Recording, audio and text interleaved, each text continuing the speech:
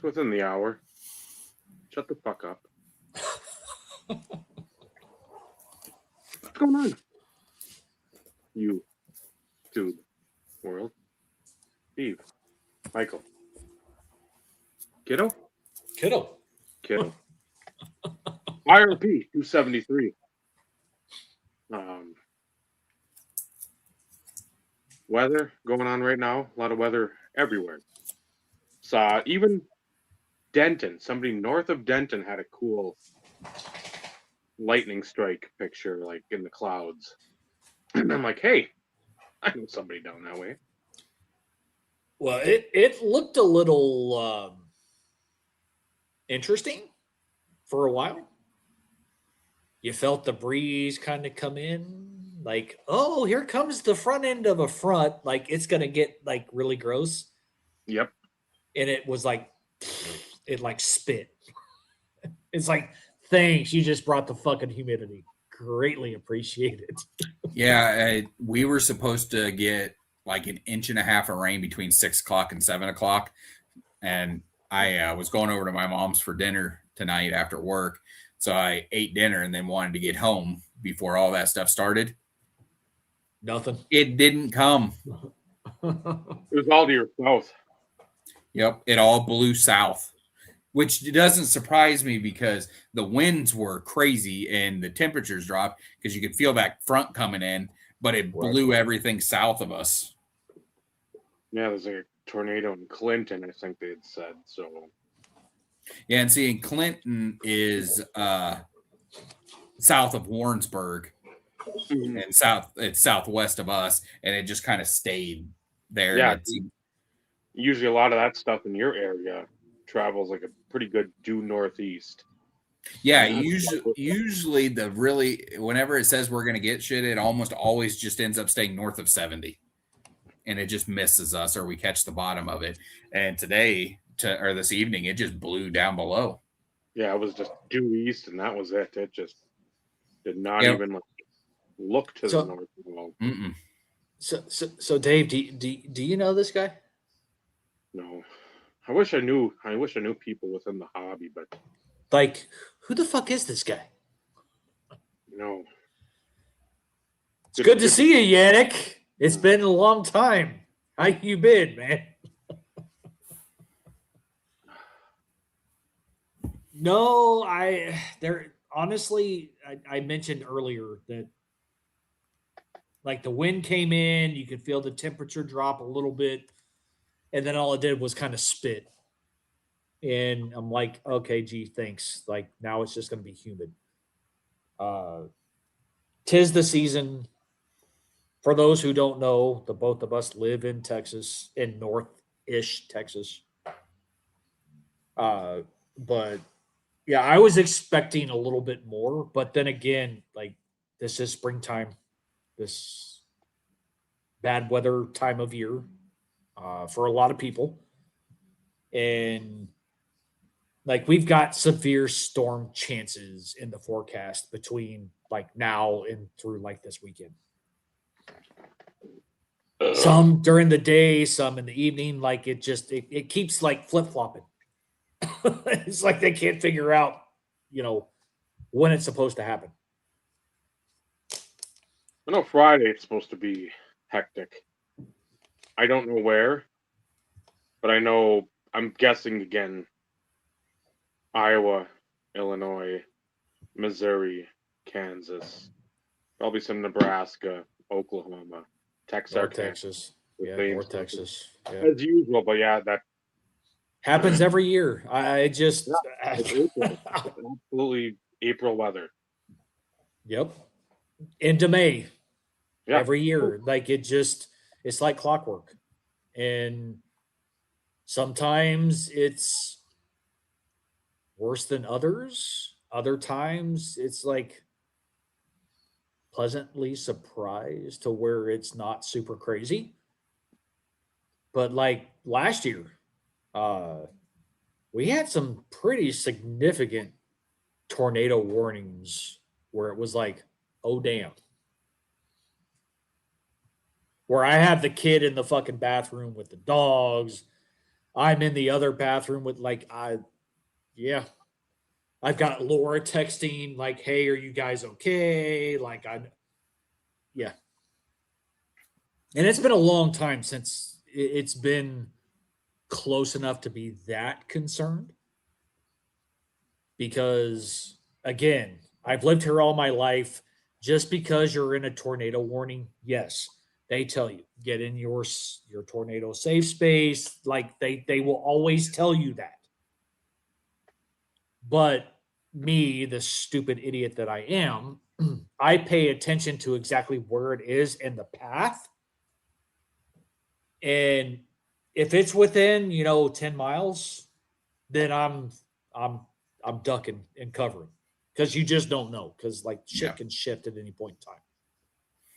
But if it's 20 miles north, 20 miles south, east, west, like, okay, yeah, I do pay attention, but I'm like, that's a typical spring day here in Texas. Yeah. Dave was messaging me either yesterday or the day before, and he's sending me pictures. I'm like, yeah, that's 70 miles northwest of me. I'm okay. I know, but I knew that, but I'm just saying, hey, all this stuff is tracking your way. And all of a sudden, it's not going to be like, oh, we're going northeast. No, never mind. We're just going to go southeast. It's going to be traveling at some point in your general vicinity. I'm just giving you the heads up a couple hours out. So instead of yeah, we can always count on Dave. Like 100%. be weather aware. Like he again, he could probably hate your fucking guts. And if he has your cell phone number, he's going to tell you, hey, be weather aware. I've texted Andy before and I've said, hey, I dislike my best friend in the world, but I don't know how much he watches the weather.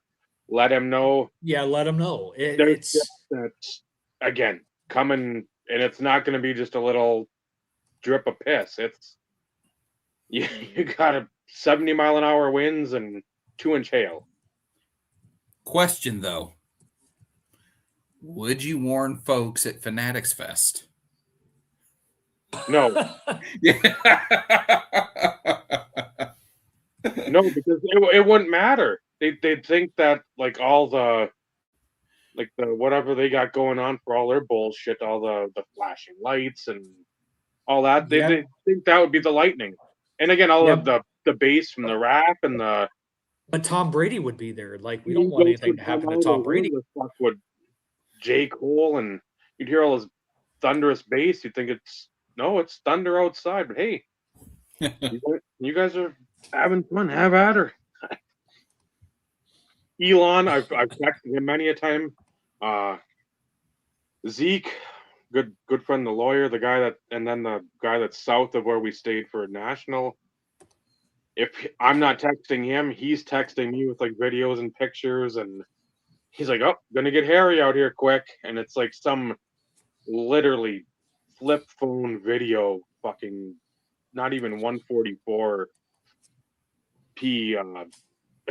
resolution. It's like a 28 or 24 gig, something from like a Super Nintendo. It looks like. I'm like, what the fuck are you recording with? Well, and that's also the thing. Like, Dave has gotten in the habit now of if there's anything near my area, he's like, I know you're already probably weather aware, but because 99% of the time I respond is like, I'm already watching. And then I've got you guys. I'm hoping at least if there's shit going on that, again, a lot of times I don't like how they jump around. Yeah. Or Ryan Hall's like here. I'm like, I get that because again, sometimes your local stations are just shit, unless there's like something directly affecting. Not here. Yeah, our people around here are really good. Now, granted, I don't watch the local news or anything, but I know my mom and her husband, they do. Him, I should say he does, so she sits there and watches it too, but they're really good. Well, and I don't watch it unless I know something's going on weather-wise. Yeah. Mm-hmm. Because again, like I give two shits. But as long as you're in the viewing area, like they're talking about it, it could be 100 miles south of me. and they're still covering it because it's the viewing area of the news station. Yeah. So they are on top of it here. Because I know, like, Oklahoma City had Gary England, but he, I think, died last year. Birmingham has had James Spann. That's the one I enjoy out of Alabama. He's real good. And then I watched it's KCCI or KCII out of Des Moines. And they'll have stuff online too. And if I mean, the Weather Chasers, there's a few that I watch that I know I enjoy. Some have gotten a little, I won't say too big for their britches, but there's one that's always checking in with Fox. And again, I don't know, because I don't watch any of the Fox stuff or any of that, or any, like you said, the local stuff. I don't watch local. Our local is, I don't have local stations. Well, and I don't either. But like when it comes to weather, I can get it on any fucking local stream, like any streaming app that has live TV. I'm able to find it for my locale. Yeah. Even with, I have Hulu Live, so I can turn it on if I want to. See, there you go. Yeah. So it's there's some stuff that's good, but a lot of it, it's just like No, that does not mean try again. what is it? Stop Fox, it. You just made me hit my knee. Fox 11 I dare out you. of LA. Mm-hmm. That's where I want to watch my Okay. live car chase videos. Somebody stole a car. Yep. Stu Mandel, I think, was like the guy that's usually in the copter. He's my James Spann for car chases. He knows these roads. He knows. Yeah, that's always good that they have the great commentary, great play-by-play. Because if you get it from the news desk and it's some stupid like white woman, it is the worst. Oh no! Oh, they just about hit the car. No, You're like, okay, I'm gonna wait for an hour for this police chase to be on Instagram with somebody hilarious commentating it. or I'll wait for it to finish, and I'm like, okay, I'm just gonna watch it with the volume off. I can imagine somebody that has some intelligence actually, like, oh, that's so dangerous. Why are they going through the stops? I'm like, why the fuck do you think they stole a vehicle? Yeah. Are you not aware of the insane videos that I see on Instagram of people literally getting shot in the face? Yeah, that's like, there's a lot of stuff out there, and this is like the most G-rated stuff. I mean, yes, you've got, I don't know, there's one crash, I think, in Florida a couple of years ago that was brutal. I mean, just like somebody trying to exit, and then the guy just like T-boned them, and like he went skidding on his side for probably a good 200 feet. And like, you don't see a lot of that. No. There isn't a lot of like just old school like NASCAR wrecks at like Talladega or Daytona where it literally like a bomb went off and 4 cars were involved. Yeah. Not here in the United States. No. India is where you see it. Yeah. India and the Philippines, it seems like. Yeah, they're gonna. It's interesting over there, especially in that southernmost that Mindanao, where it's a lot of religions are mixed up in there. So. Yeah. So car crash is just like the current market for Topps Chrome, right? Yeah. Yeah. That's just, Yeah. Not that I need to say anything to anybody. Yeah. Wait. Just wait. Just wait. Do not buy into the FOMO. Just saying.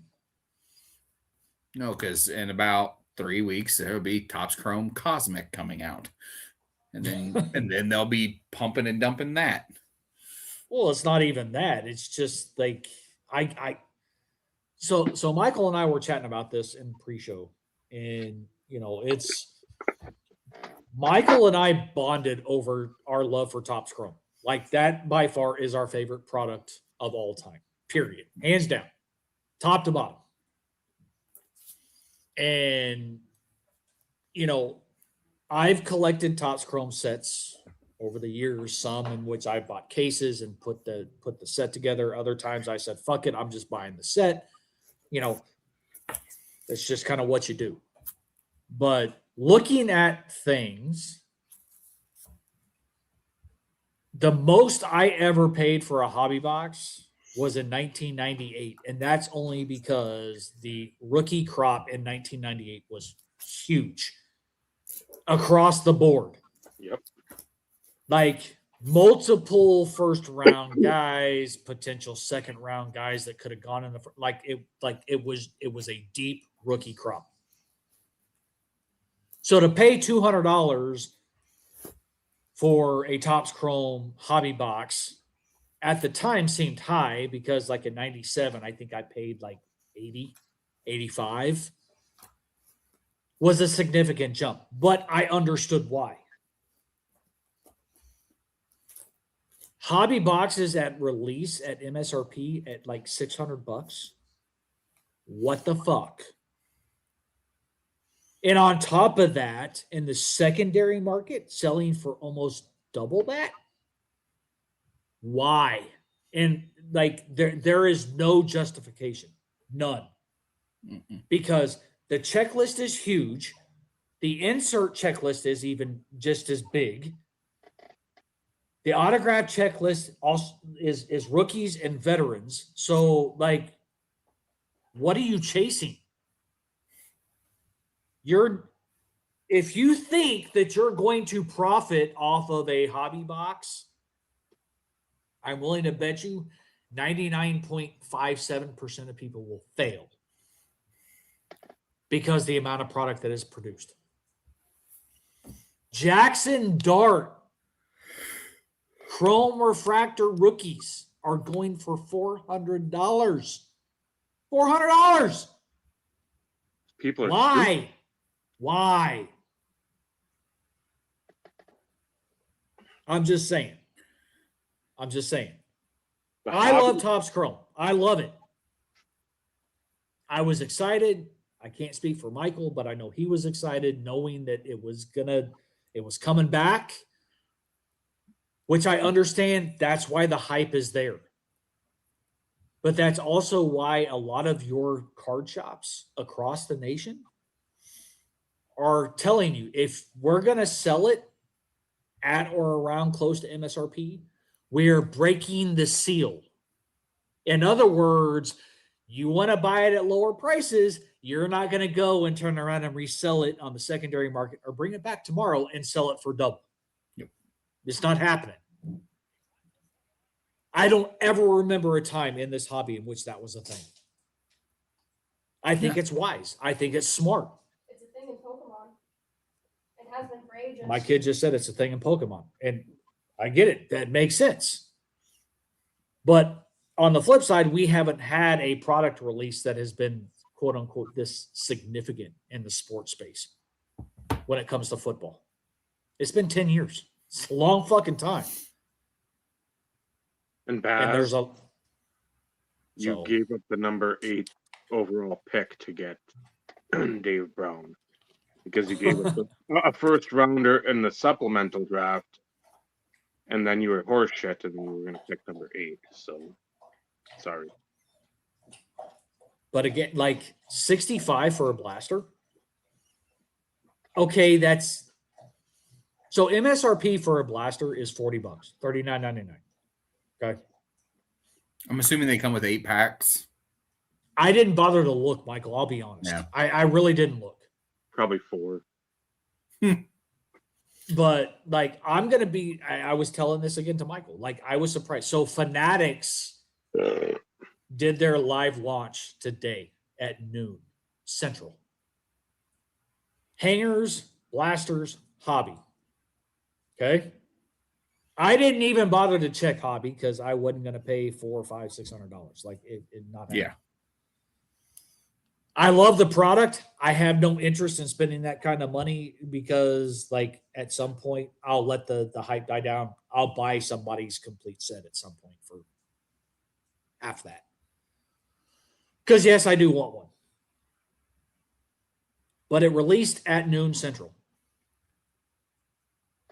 I got my order confirmed, I think, at like 12:28 today. And yes, they give you a maximum 20 blasters, which of course is a case. And then it was 12, 14, 16 hangers. Not that I gave a shit because, again, like, I don't care about the secondary market, at least not at this point in time. I don't care. So I bought my 2 blasters and I got me a hanger. Hanger to open, the blasters I'm going to just stick back like I do for a lot of things and forget that I even have them. But I was pleasantly surprised, even at like 12:20, 12:22-ish, when I actually went online and added shit to my cart, I immediately went into the queue. And I think 2.5 minutes later, I was ready to fucking check out. Like, I wasn't expecting that because if that was Panini's website, I would have never fucking made it. If it was Pokemon Center, you'd have been there for hours and not got shit. But I would have never made it. My shit would have always said, "Oh, please refresh." We can't, like, so props to Fanatics. It handled the traffic. Okay. Again, I got it at MSRP.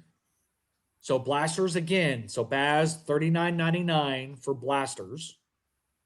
And I think hangers were $19.99. Reasonable considering how expensive blasters and hangers have been of Topps Chrome. They're like $500 or $600, Baz. Like, that's MSRP. That's not secondary market. That's like MSRP. So I got my 2 blasters. I got my hanger. And again, I'm going to open the hanger just because, like, it's Topps Chrome. I haven't been able to open it in forever. I bought 24, but I never opened it because it wasn't licensed. I didn't care to. Even though the rookie crop is 10 times better in 24 than it is in 25. But again, I didn't buy it to open it. They're already selling for Bass. Yeah. Sit down. Yeah. Open your ears. I already told you. Hobby boxes are already selling for $1,100 on the secondary market. Today is release day, and they're already selling for $1,100. Fucking jumbo boxes, like $2,200 to $2,400. I think they came out at what, 8, 9? I'm guessing somewhere in that vicinity. I'm guessing. Yeah. But blasters on the secondary market, MSRP, $39.99. They're already selling for $65 all day long. All day long. Like, I get the hype. I really do. I understand. As a lover of Topps Chrome, I fully understand. But folks, this is not the first year that Topps Chrome has been released. If you want to open some Topps Chrome, go buy a box of 1997. It probably cost you about $100. Granted, the rookie class is not great, but again, $100. And I like 97's design a hell of a lot better than this year's. This design is garbage. It does not look good at all. 97, it's clean. 98 is clean. 99, personally, I think is garbage because the refractors just don't. Oh, that's the worst. That is the worst year of Topps Chrome. Other than 15. 15's fucking. Yeah, 15 is bad. 15 is rough if it isn't color. Yeah, they mailed it That in super, on that 15. super is the worst super of all This- time. Yeah. Or is almost as if they fucked up the printing process. Yeah, well, that's the same thing with like 99. 99 is very dull. And Yeah. the refractors don't make a difference. Like it's very dull. Yeah. 2002 is probably one of my favorites. Only because the rookies are already refractor. Like it's not special. 2002, the rookies are all refractor, period. So if you pull a rookie, it's a rookie refractor. End of conversation. Yeah. As far as the base is concerned. I like 2004, I think, is one of the cleanest designs, personally. Like I love 2000. 2004. 2001 because they're numbered, and then the refractors are numbered. Yeah, but that, and I can't argue against that, but that's the largest set. Oh, I of get club. it. When you see one of those refractor rookies to 150, it's like, well, it's Oh, they're they're good luck. nice. Yeah, they're nice. And 01 has a deep fucking rookie class too. Well, you got three right off the top that still command big bucks. You got LT Yep. Jr., you got Breeze, you got Vic. And, yep. So just those guys alone. I want to say Chad Johnson might be somewhere traipsing. He's up there. Reggie Wayne is up there. Who's Your Mama is up there. Like all the decent rookies, they're pricey. They're pricey. 2010 through 2013 are my favorites. Every one of those years look good. See, I bought the sets, so it's not like I really got to enjoy them by opening any of it. I just bought the set, so I really didn't give a shit. But that's why I say like certain years. It's because I opened it and I built the set. 2011 had a massive amount of Packers in this product, which makes sense. It was the year after the Super Bowl, so they had tons of veterans, and then they had a whole bunch of rookies. And I built every rainbow from base through red of every Packer that year. It was a massive project, and I wish I had held on to them because those golds and reds sell for so much money now. Which is, reds I get because, that good luck trying to find one or pulling one for that matter. Yeah. Even though they were numbered out of 25, they were not easy to get. And that's the thing. And, golds historically have always been to 50. I know. Did they ever change it to where like one year it wasn't to 50? No. There might have been, again, like some early, maybe that was a Bowman thing, like gold X-Fractor box topper type situation. Well, that was 2005. That was 05. And those that's were 279 or 139 or 219, or it's an odd number. It's a wonky one. But again, as far as that was X-Fractor. So yes, I know. As far as true gold, everyone that I remember, at least from the years where I didn't start collecting until 2010. So, because 2009, the gold refractors were only rookie autos. Okay. Were the golds. They didn't have true gold base refractors in 09. Because you can get really nice Matthew Stafford gold refractor autos, but Clay Matthews, his only numbered refractor was the bronze to 2. We won't hold you to it. 250 or 250 or 249, 256, something like that, and then the red to 25. That was it. There were no other colored refractors that were numbered. You had blue as the only other color, and it was unnumbered. You had X-fractors and you had the regular refractor.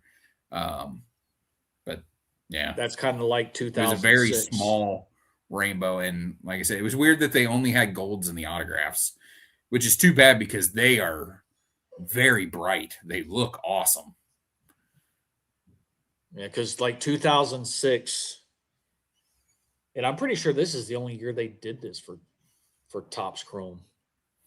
So hear me out before anybody jumps in. Mhm.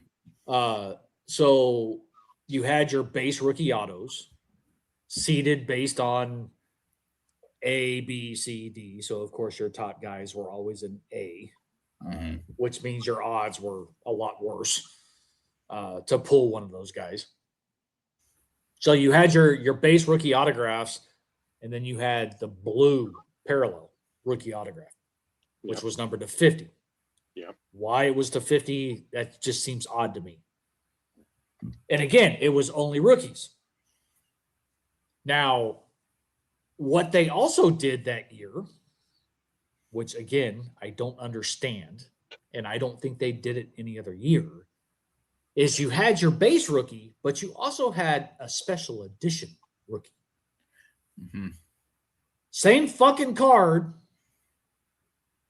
but it just had a little white special. Yeah.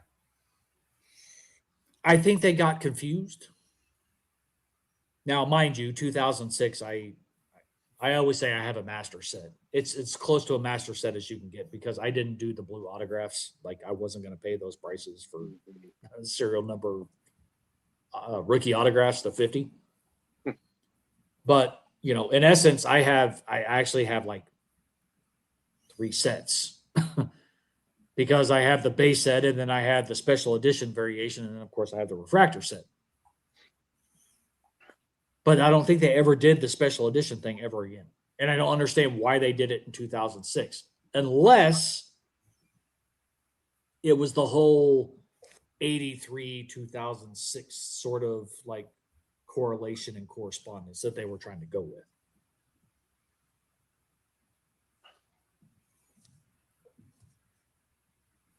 Just a guess, because it was all about Marino and Elway and, the quarterback class for 06, comparing it to that draft class. I don't know. Yeah, because special edition stuff usually was just tops, like for the base, the flagship. Correct. So Yeah, and they brought it to Topps Chrome for whatever reason. That one year. again, probably to try to collect as much money as you can with Bush and Leinart.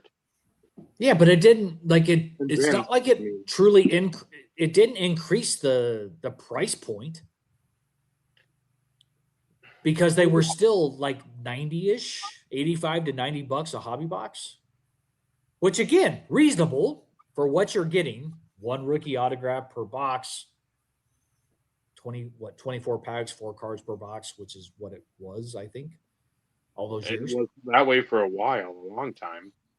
So and that was reasonable. And I've told the story. That was the one year in which I could not get a case because the card shop owner was like, my allocation was smaller this go round.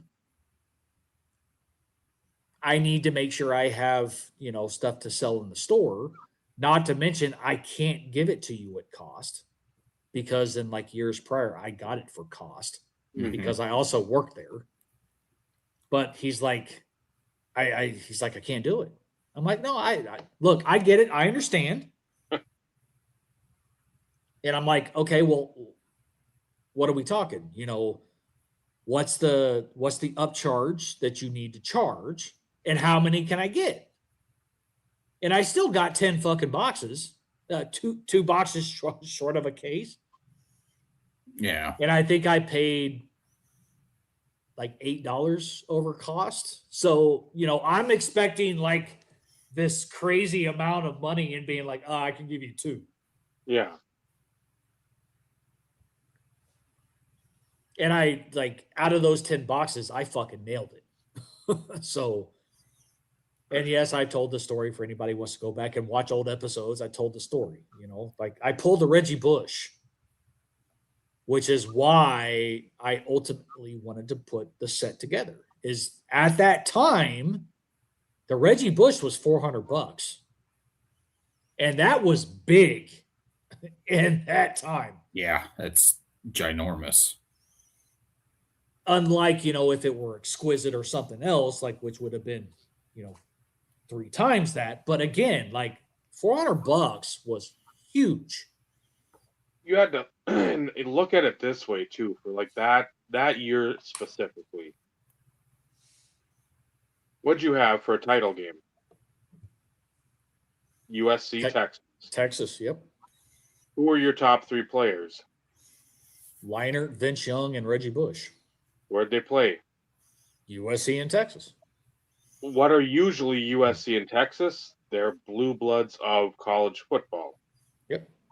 And So a you have sprinkle all of these- Lindell White in there too for USC. Well, yeah, but I Can't mean, forget about him. you had your top basically 3 players Oh yeah.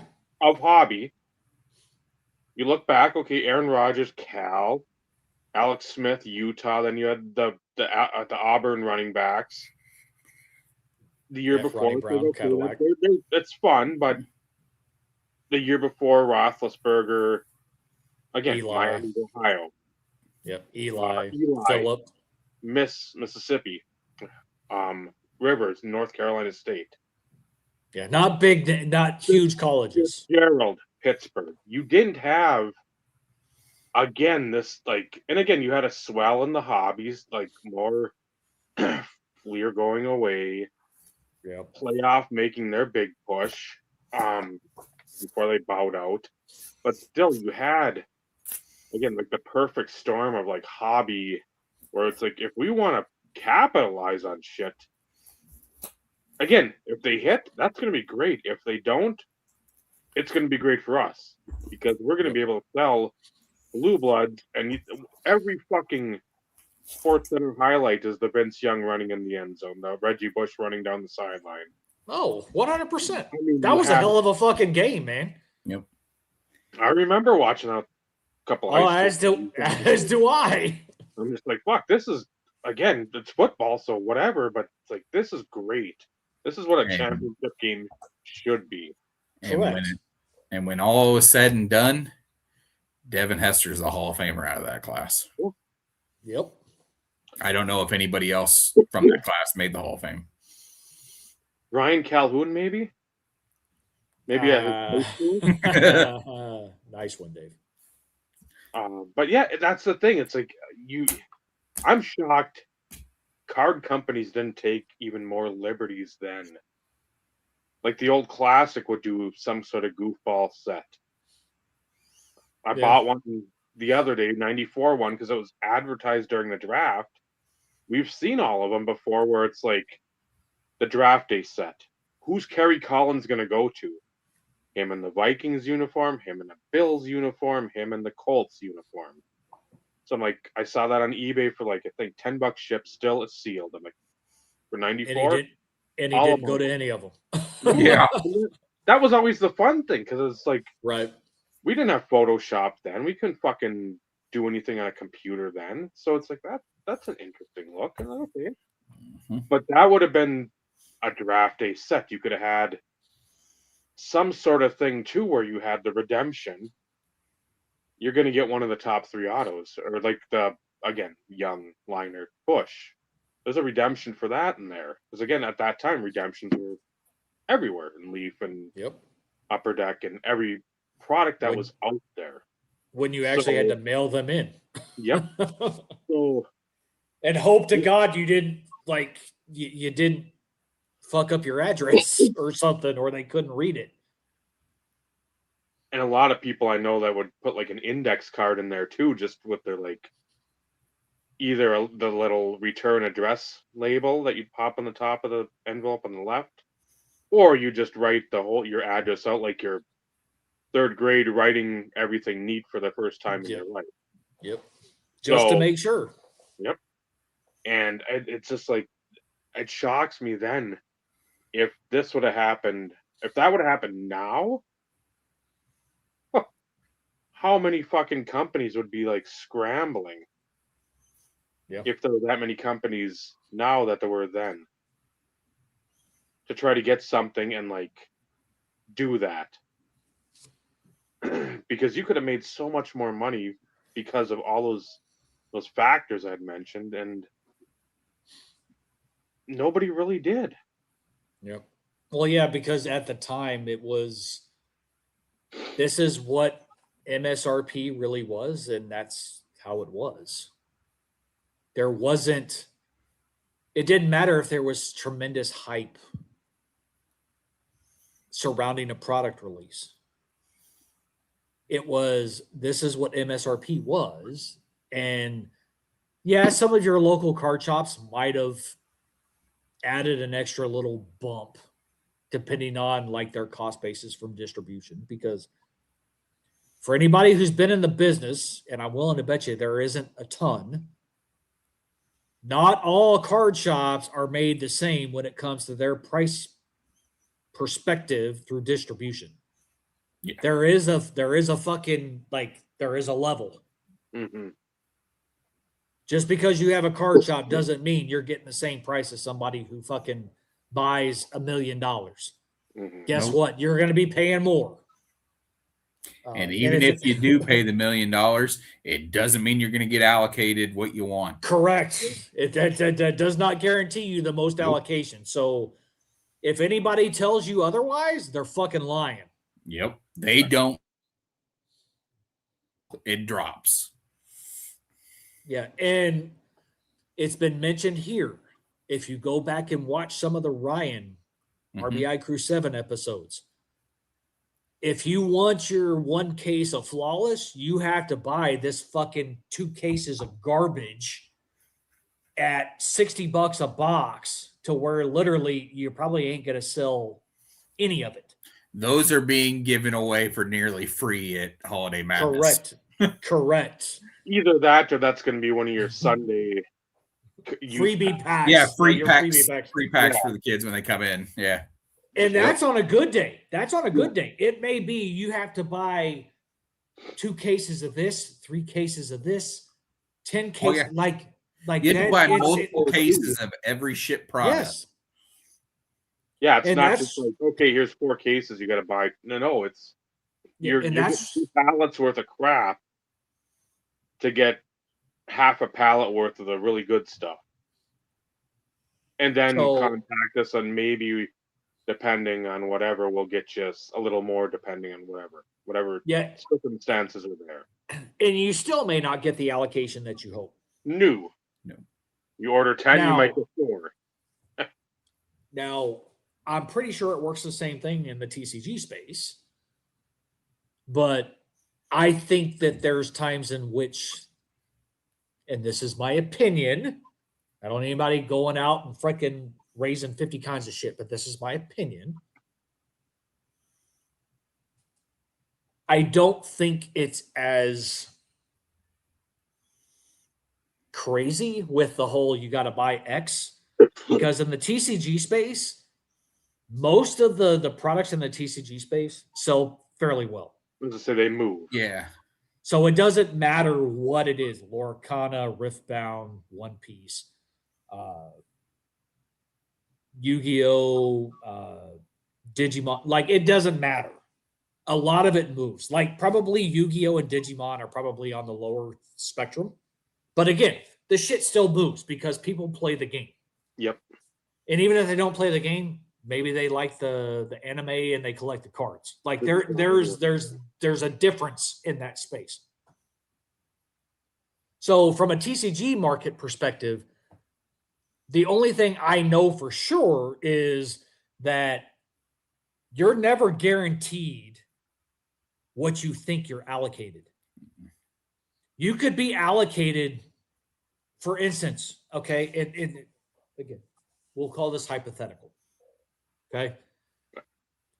If your main focus for TCG is Pokemon, for instance, you spend the most in Pokemon product through distribution. You have a relationship with at least 2 distributors, which most stores do. Like you don't want to put all your eggs in one basket.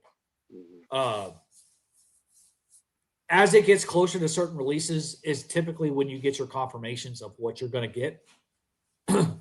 But if your main shit is Pokemon, but you also sell Riftbound, Lorcana, One Piece, Magic the Gathering, you may get lucky to get half of what you ordered for those other products, because that's not your main avenue. That's not your main purchases. And it's not uncommon for a local game store to request, a case of collector booster boxes for the new Secrets of Strixhaven release that pre-releases this weekend, and they'll be lucky if they get 2 boxes. TCG is a hell of a lot worse than the card market, the sports card market, when it comes to allocations. That I will fall on the sword for. And that's only because we have our local game store up here. We have these conversations. Mm-hmm. Because I know what it's like for Ryan, because Ryan shares that information from a sports perspective. We don't talk a lot when it comes to TCG for him. He does sell it, but his allocation is minimal compared to other places, because that's not the bulk of his purchases, his business. So we get the insight from Ryan, and then I get the insight from my local game store, and it's interesting. So TCG is a hell of a lot worse than the sports world. The only difference is, in the sports world, you have to buy a shit ton of garbage in order to get, I'll call it, decent allocation of the really good shit. Immaculate, flawless, the really expensive stuff.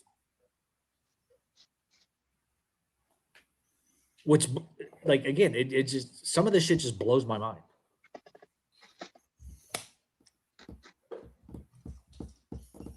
And the only thing that I will give props to in the sports space, I don't agree with the fucking release pricing for a lot of this shit. It doesn't cost them much more to produce the same shit that they did years ago. Yes, costs have gone up, but not to the extent of going from $1,200 a box to $2,400 a box. And I'm talking hobby here. At least when they give you pricing, pre-release pricing or pre-sale pricing, it doesn't change. If MSRP through distribution is $800 for a box, then that's what you're paying. What you upcharge it to is different. Now, I'm talking from a cost basis perspective. We don't typically know what cost basis is for a shop. We don't know what they're buying stuff at. Right. But we know roughly what MSRP is supposed to be. Because a lot of shit we can buy direct from the manufacturer nowadays. Yeah. As I said earlier, I bought my blasters and my hanger box directly from fucking Tops. Okay? I didn't buy it from Target. I didn't pre-order it from I bought it directly off of Tops, aka Fanatics website. In the TCG space, MSRP is not a thing anymore, folks. Guess what? If MSRP for a collector box is about $450, and if they're selling on the market for $550, guess what you're paying? $550. And there is no ifs, ands, buts about it. You are paying what market dictates, and it doesn't matter how much they pay for it. There are times, and again, I am speaking from having conversations. Collector booster boxes on average cost through distribution average between $300 and $350, depending on your purchasing power. Okay. If shit at release is selling for $375, guess what? You're selling it for $375 and you ain't making shit for profit. Also, guess what? If your cost basis is $350 and the shit is selling on the market for $200, guess what you're selling it for? Not much more than $200. No. So the one positive in the sports space, at least know that if you're buying it through a reputable place, again, local card store, if they up it 5, 10, 15% because of their cost basis, that is reasonable to pay for something. But if your local card shop is charging you market price for a new release product, don't pay it. Period. 10, 15% above MSRP is reasonable because they have overhead, they have additional costs. Understood. But if they're charging you current market value, and if you want to pay it, fine, go for it. But I'm going to call you a dumbass. Just saying. So that's the one positive on the sports space is that, again, MSRP, that's still kind of a thing or close to it. TCG, you can fucking forget it. People want MSRP and they bitch when it's below MSRP, but when shit goes above MSRP, they bitch because they can't get it at MSRP. Like it's a losing battle. I'm glad I buy singles. Well, but see, and that's the thing. Like, if you're buying sealed product because you just want to open it, you're going to pay what you're ultimately going to able to get. If you're an investor, and I'm more referring to a TCG perspective, if you're an investor, sometimes you have to wait. Other times it's like if you don't buy it at that point in time, like you had done lost and you're now under the train. Because although let's say you can buy something for $110 a box at release, and again, it's not uncommon for it to drop a little bit after release. But for Pokemon, they're getting a damn product that has lost value. And in essence, it's the same with Magic, like Magic the Gathering. The only difference is Magic takes a lot longer to increase in value. I figure at some point there's going to be a Pokemon bubble too. You would think.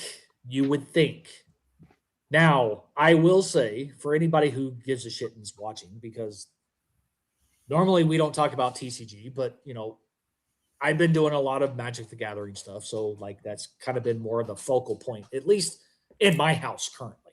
Well, and me getting back.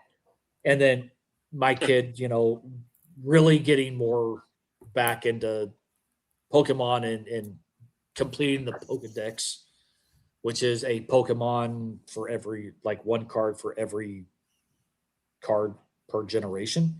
So it's like 1,000 something. 1,025 currently. Okay, so 1,025. That's a lot of cards when you think about it. Actually, show this What fucking. does it say? Check out this fucking zipper binder. The thing fucking weighs like 50 pounds, it feels like. It's taller than my torso. So it's 16 cards per page, and it's front and back. Okay, that motherfucker holds like 1,200 cards. It's a lot. Yeah, not even 1,100. Okay, it's 1096, I think is what it holds, but that's Something like that. irrelevant. Okay.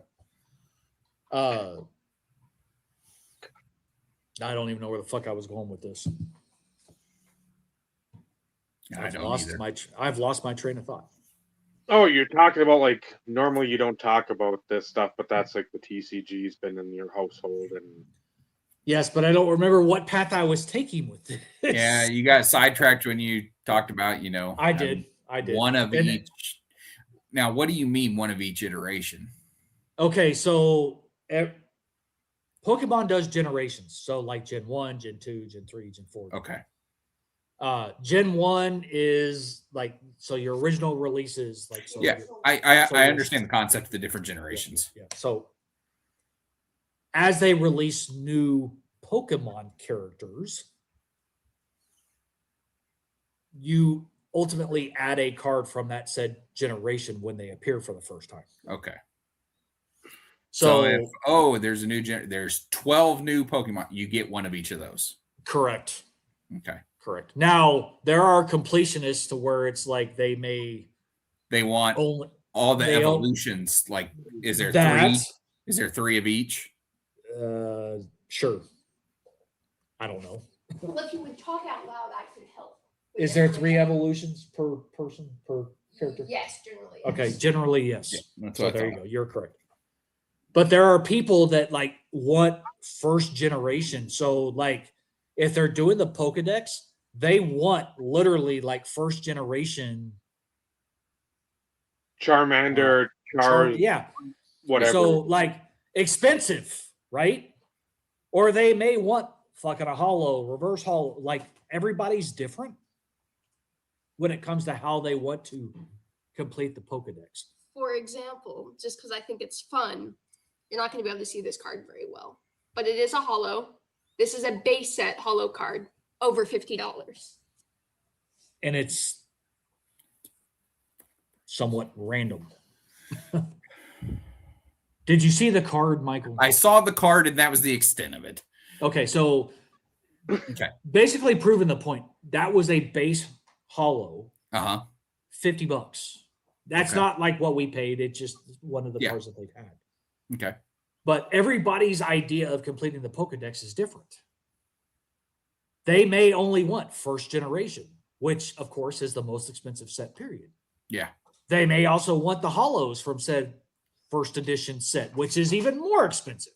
So basically, you're saying it can be somebody if they're not like us, where we're stupid. Cheap. No, we're stupid. It's like, if it's like a Terrell Davis, you're gonna want most of the time that complete run. Some people will be like, I want Kind of. Pikachu. Let's say I want that first run Pikachu because again, that's important, I guess, in the grand scheme. That's like a Mickey Mantle rookie card for Pokemon because of the From importance. 52 tops, right? The Mantle rookie from 52 tops, right? The Okay. 53 tops red man back. Okay. Yeah. Just making sure we were on the same page. But then, like, again, I don't know what the evolutions are to whatever. But I'm just saying, like, okay, that's the whatever 95, 97, whatever that first year is. And then they'll want like a 2008 and a 2020. Like the evolutions of the Pikachu.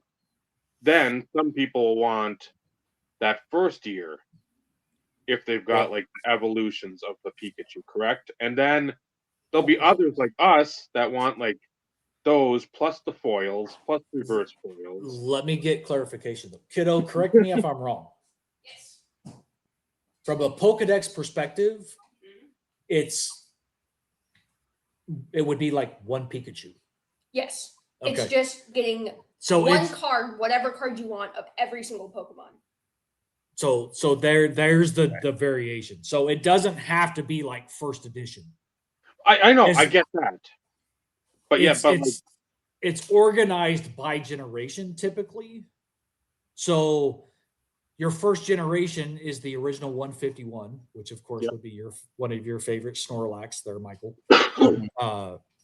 As long as you have a Snorlax, it doesn't matter if the motherfucker, like if the card was in. If it's from 99 or if it's the one I have, it counts. Correct. It counts as Gen 1.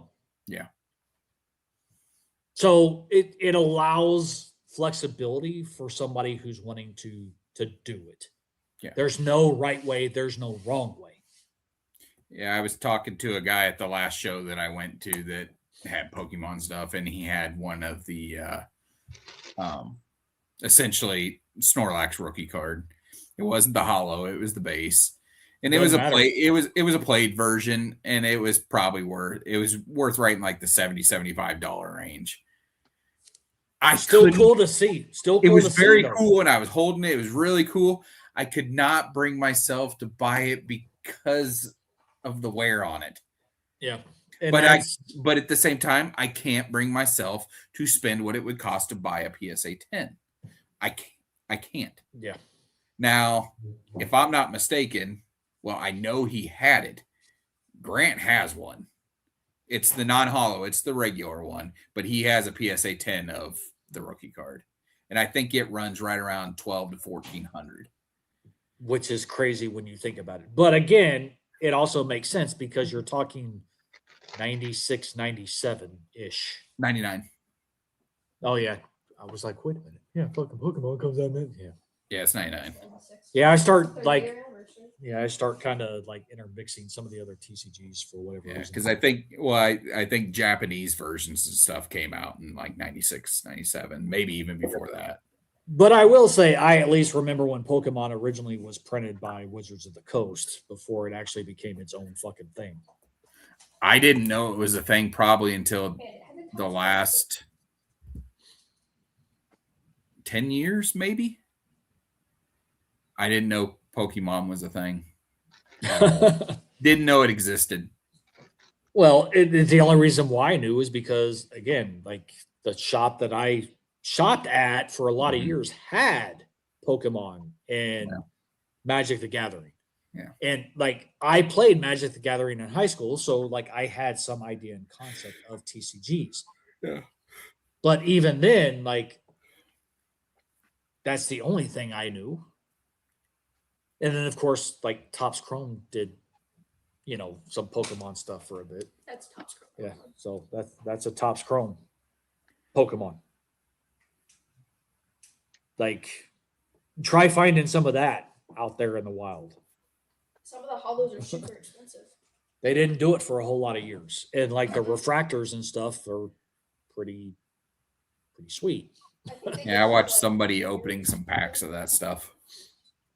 And that's the thing. It's like it's uber rare because again, they didn't do it for very long. And it was awful to watch because the guy opening it clearly had no idea what he was like. He wouldn't even have known it if they were sports cards. Oh, that's even worse. It was bad. He couldn't tell he couldn't tell the difference between base and refractors. Oh, God. And it's blatantly obvious when you see them. Well, yeah, especially for the years in which Topps produced Pokemon cards. Yeah, that's what I mean. That's what I'm talking about. Those Chrome ones, it was so, but it was just one of the things that came up on, hey, maybe watch this on YouTube. Which were these from, kiddo? The Kellogg's boxes. Oh, yeah. cereal. And then there you go. Kellogg's. The perforated Kellogg's freaking Pokemon. The Sports Illustrated for kids of the Pokemon world. Yeah, and that's the thing. It's Pokemon was such a international fucking thing when it really took off. Mhm. The shit was everywhere. Everywhere. But much like everything, the English version outsells the Japanese version. Which is crazy because like some of the Japanese ones, Oh, they're way rare. I think they look better. Well, yes, they're higher Yeah. quality. They have more texture on them. Yeah. But the hit rates are higher, so they're usually cheaper. Well, because they have to, and that's the thing. Like, and Kiddo brings up a valid point. Japanese has to guarantee Yes, legally. hits by law. They have to have the rates written on the back. Of the So, like, if it's, if you They Per can't say box. one per box on average. No, correct, you it have to. There be, has to be one in there. Yes, it has to be specifics. Yep. Now it can still be like one per 2 boxes, and you may get one. But again, like there is no. I don't want to use the term stated odds, but they have to give that. They have to give specifics, and they can't deviate from it. And now is that like a Japanese? That's a country Japanese. block? That's yes. That Then how is is that- that it. Yes. That makes it interesting. I want to know how they do that with sports cards. Yes. Go Like if pull they have your the- Ninja Spinner box. You can show those. Those are also all Topps Chrome, but they're not Pokemon. They're the movie scene ones. Oh, so just some other variations. So Topps Chrome, but movie scene Topps Chrome related to Pokemon stuff. Okay. Now, what year is that? Is that recent or is Uh, that like 08, 09 ish? I can't read this. Oh, It's- I know the plight. I look at stuff now and I'm Do I need to read something? what years are these from? I can check. Oh, I'm not yeah. sure if the odds are going to be on the box. I know they're on Yeah, the it's pack. not on the box. So It's like on the pack. so the odds, and we're not opening this, but so It's from so my this is a Japanese booster box. Mm-hmm. This is the most recent set before the newest one that's about to come out. So this is Ninja Spinner is the name of this set, which is the same thing as Perfect Order. Okay. But the pack odds or the pull rates per box are on the packs. And again, by law, they have to provide guarantees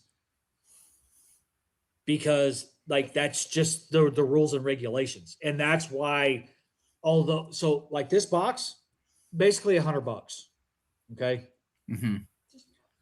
You get less cards per pack than you do in a booster box And no guaranteed in hollows. English version, and there's no guarantees. No guaranteed hollows. Granted, you will typically pull something, but there is still no guarantee. Right. And these packs are a hell of a lot harder to open too. They are. Speaking from experience, because we actually opened a box. Basically, all of these are, some of them are 97, 98. And then the rest of them are more than likely 96 because they have the standard 96 or 95, 96, 98. Y'all all heard that. Copyright. So between 95 and like 98 was those movie cards okay. from Topps Chrome. So old. Comparative to like where the shit is now. Yeah. But that's the one thing, like I've mentioned this. I give two shits about Pokemon. I really do. I'm trying to pick up and learn certain stuff because my kid loves it. So I'm learning a lot when it comes to things. I knew fucking nothing when it came to specifications for a Japanese booster box. Like, why in the fuck is this thing called Ninja Spinner? Yet the current set is ABC. Like, there's no correlation. I've never understood that. And of course, like the biggest difference, at least in the current space, I think, between English and Japanese, the back of the Japanese cards, they're gold on the border. Oh, yeah. Actually, you can show them. That's the biggest difference, at least currently. Like, I don't I know believe they've if always been like that. if other things are different, but like without even seeing the front of it, the borders on Japanese versions are gold. Okay. And of course, that's the front, which of course is all. And if you know your like if you know your freaking Pokemon characters, you know exactly who the fuck this is. Like me, like I don't know who this is. It's the same Pokemon as this one. That don't mean anything to me. It's a bat. I was just saying, it looks like a bat. I'm thinking It of, is, like the Count from Sesame Street. That's what I was thinking it was. but One, again, like 2, 3. Ah. we are kind of sharing the joy of and the love for TCG. I sit around and like typically this one opens more of the Pokemon than what I do. We'll sit here and while it gets open, I'll watch. Yeah. But like the Ninja Spinner box, we both opened together. We split the packs and we opened it together. Have you Wow. recorded any of these breakings? Not the Pokemon stuff. Now, collector booster packs for Magic, every pack has been recorded. Except But for one. that we pulled an 8-bit in. So you had to record Well- all of it, even if you don't. It wasn't. We didn't think about it, Dave, because like there's what is there 30 packs, 36 packs in the A Japanese booster? yeah 30. 30 packs in a Japanese 36 in an English. booster box. We didn't even think about it because literally, like, we were struggling to open the packs as it is, And there's 5 cards. and it didn't click. But something that we did talk about that come their birthday, because they're stashing stuff back for their birthday. Yep. Because Should I pull out my collection for my no, birthday? let's not pull it out. That can be something we can do it after hours because nobody needs to see that. There are certain people who know where we live. I don't need them trying to come and ransack your fucking closet for Pokemon. I'm just kidding. Not that anybody I'll would do kill you. that. Well, they'd have to get through Charlie Allegedly. first. Allegedly. But so something that they've always mentioned is, always wanted to open every sort of version or variation that there could be, like ETB, booster box, Japanese booster box, All the tin tins, lunch boxes, like that type of stuff. Yeah. So, they have a Japanese booster box. They have a English perfect order booster box, which is the most recent set. They have like 3 ETBs. You A have poster collection. a poster a collection, Pokeball tin. a Pokeball and then I have tin. a classic tin. Oh yeah, just one of like the classic tins that have like 3 or 4 packs, 5 packs in it 5 or whatever. packs. So like the mini tins is another one. I'll call it like a lunchbox. That's another one. If they come out with any other type of variation, I mean, there's still like pen collections. There's still some other things, but we have until January of next year. But they already had like they're well on their way to having almost everything that they want to be open. But like all of that, my plan is to record that. For the simple fact that that's a shit ton of Pokemon being opened in one sitting. But Right. It's something that they've always wanted to do, and I've been able to, between Laura and I, we've been able to kind of help prepare for this, and there'll be a lot more enjoyment, I think, out of it. So, but yeah, the only difference between them and Pokemon and me and Magic is a lot of mine is still sealed and will stay sealed. Theirs will be opened. Yeah, stuff doesn't stay sealed. I buy to open. I decided Correct. to download while we were talking here. I decided to download the collector app. COLLEC. Yeah, the collector. Yeah. It's I've the heard one about that tracks. I guess this is what TCG people use instead of like 130 point and all that stuff because it pulls from everything. The collector app, but- is that what's her face uses? I believe so. Yes, I need to start using it. The guy at the show I was talking to, whenever he was showing me, what that used card was worth, he goes, "This is what we use to track values and everything."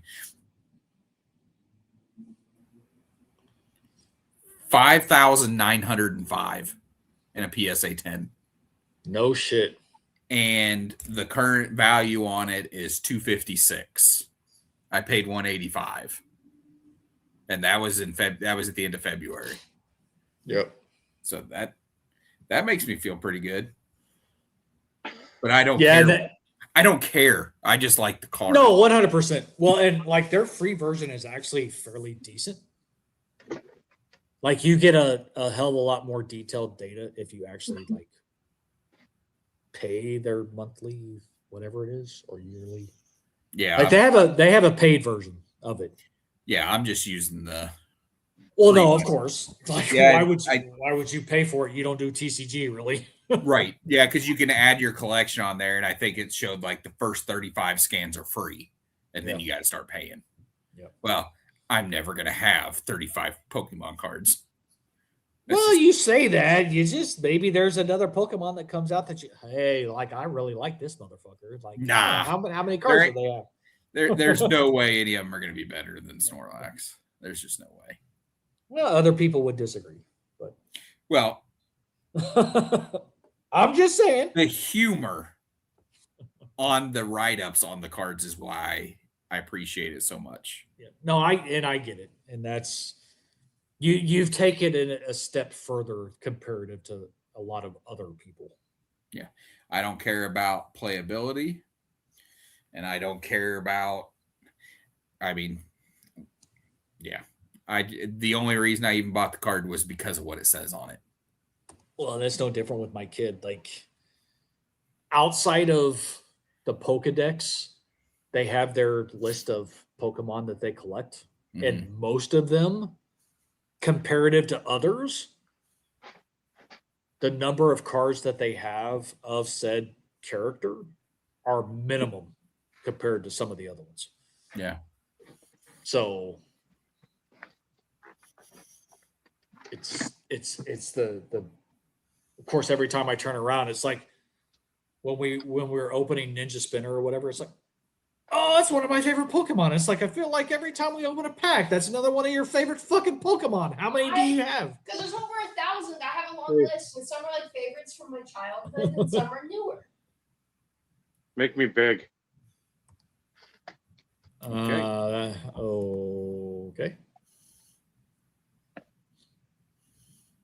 Is that all the stuff though that like you and Naomi have opened? Yes. And Again, you just stick it in the notebook? she just puts it in there, whatever way she wants, and Right, you're strapping about $8 right now.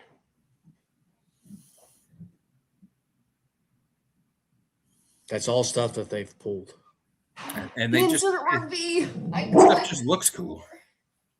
Oh, and that's the thing. Yeah. I'm like, I'm not a big art guy. I can appreciate shit though, Charlie. where it's like, again, I used to rep on my friends, ran in like the crowds with like, okay, there's like some alt type people, like they love this, they love the Dragon Ball Z, the stuff that I guess wouldn't be popular, quote unquote, when we were all going to high school. Like again, you think football and whatever. Yeah. A shit ton of EXs, IRs, SIRs, hollows, reverse hollows. Like Yeah, What is before that? I couldn't even tell you what any of that shit is. What's SIR stand for? Is that secret? No, special. What's SIR stand for?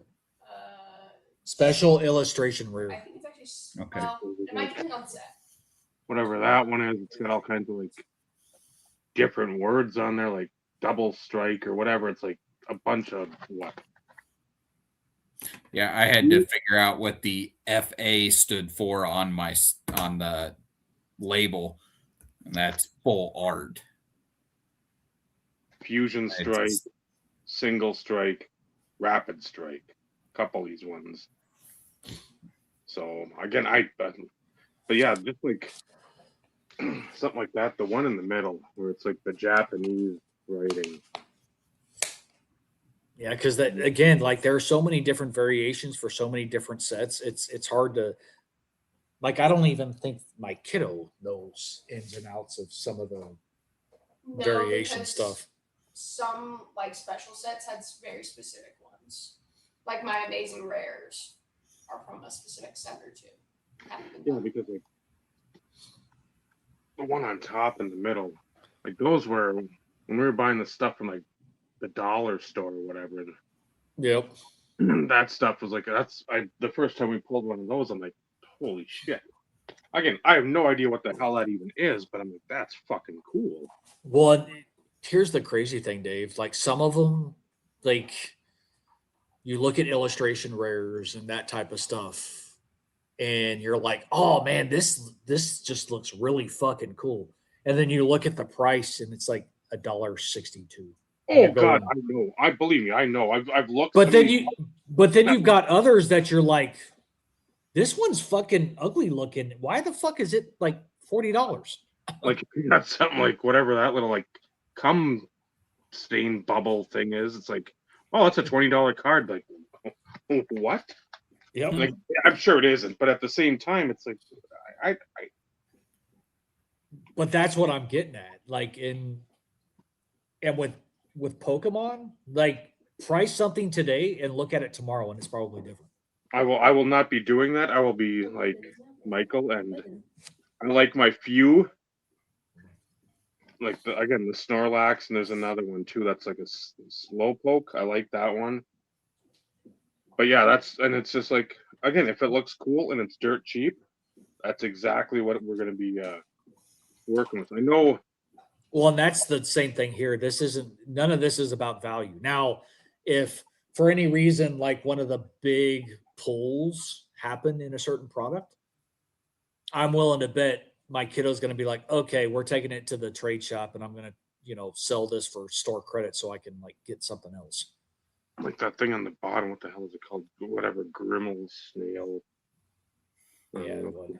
But that's the thing.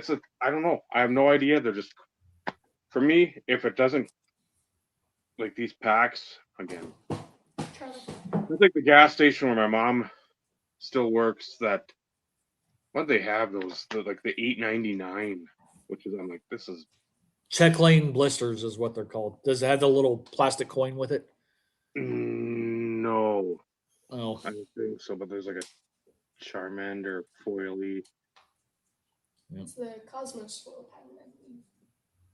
So again, she found or she dug this out a couple of weeks ago. And she's like, "Oh, I forgot all about this." I'm like, no.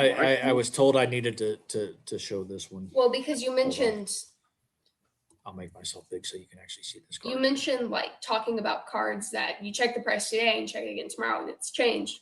We bought that card for $20. It was actually worth closer to 22 at the time. We got a good deal on it. It's now worth 30. And it hasn't been that long since I bought In it. a matter of like a week, Yes. week and a half. Well, that seems to be the thing too. Like a lot of this stuff, if you get something that's decent, it doesn't like drop. Well, that was the catchphrase that came out during COVID, and people started jumping on Pokemon again. Well, Charizard's not going to get a Dewey.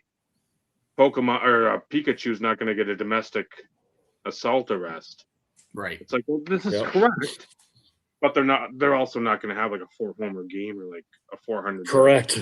Yeah. So, I mean, it's all it's basically Perspective. a subjective viewpoint of like, well, you get a few people starting to talk about it, then it's like, okay, there's like your rumblings before the major earthquake hits. That's like your not aftershocks, obviously, but the warning rumbles, and it's like, oh, that's Well, and the biggest changes that you typically see though in any Pokemon release is like the headliners, the big cards that everybody wants. It's kind of the same in the sports world. Their highest peak is typically at release, and in time they typically drop. Now, in the sports world, if they fucking kick ass and they're, just nailing it, then they're going to go back on the uptick and they're going to consistently stay kind of high, right? Pokemon, like I haven't figured out what's going on, Steve. What dictates like some of the fluctuation, unless it's playability? It's usually playability or an artist goes through like a popular moment again.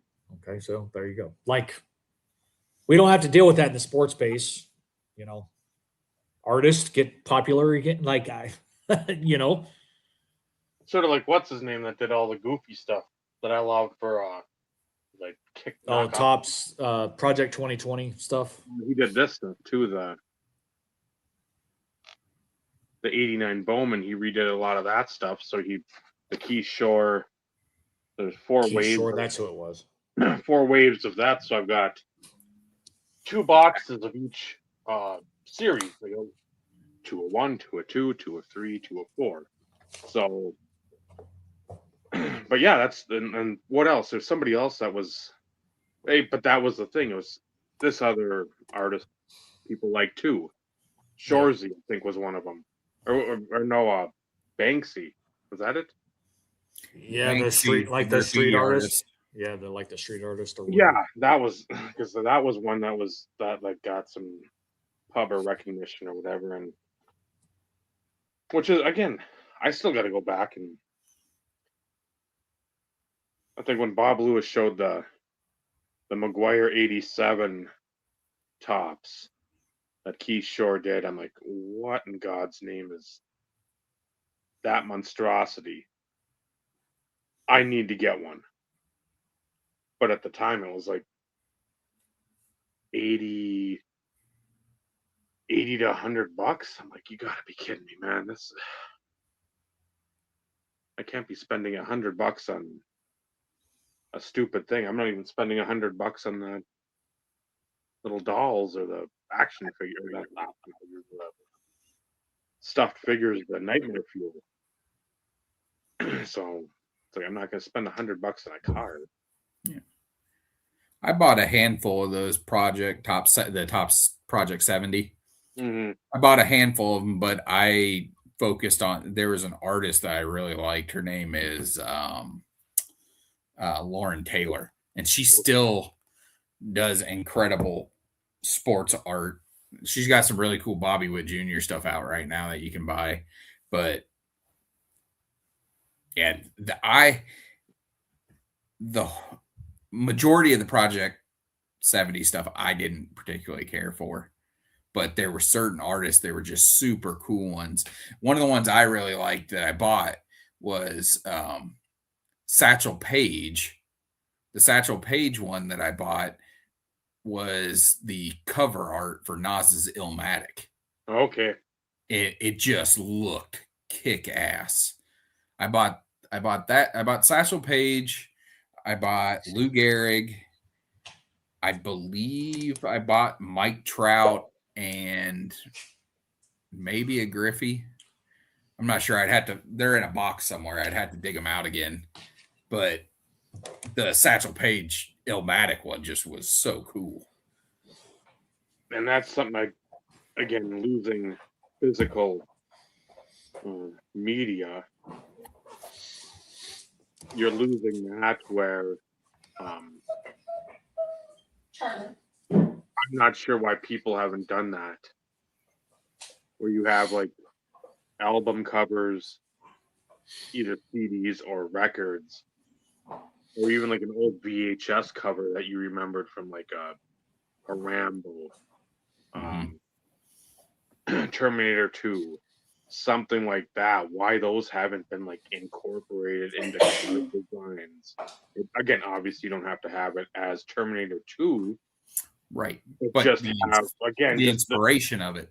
Yes. Copyright Amish Dave Archer, April 15th, 2026. That in case somebody decides to steal the idea. Yeah. Go ahead. It happens all the time. And you know the credit we get. Like even like Ready to Die, you can have the kids. You can have it as like a kids thing for like, hey, this is what everybody looked like. Not necessarily maybe it's a baby, but hey, this is like a 5-year-old picture of them in like a sport. Maybe it's not the sport they play now. Maybe Mike Trout, because he's in New Jersey, was playing a little hockey. Maybe somebody's playing basketball somewhere. Like have Joe Mauer in a high school basketball picture. I mean, you've got enough players out there where you can have, let's say again, for 2 sets, if you got like a base tops, Series 1, Series 2, and then maybe put 20, and then put 10 in your update. A nice 50 card set, easy. But again, it's just something where you've had pop culture. Yeah, it's slowly pulling. It's trying to grab it.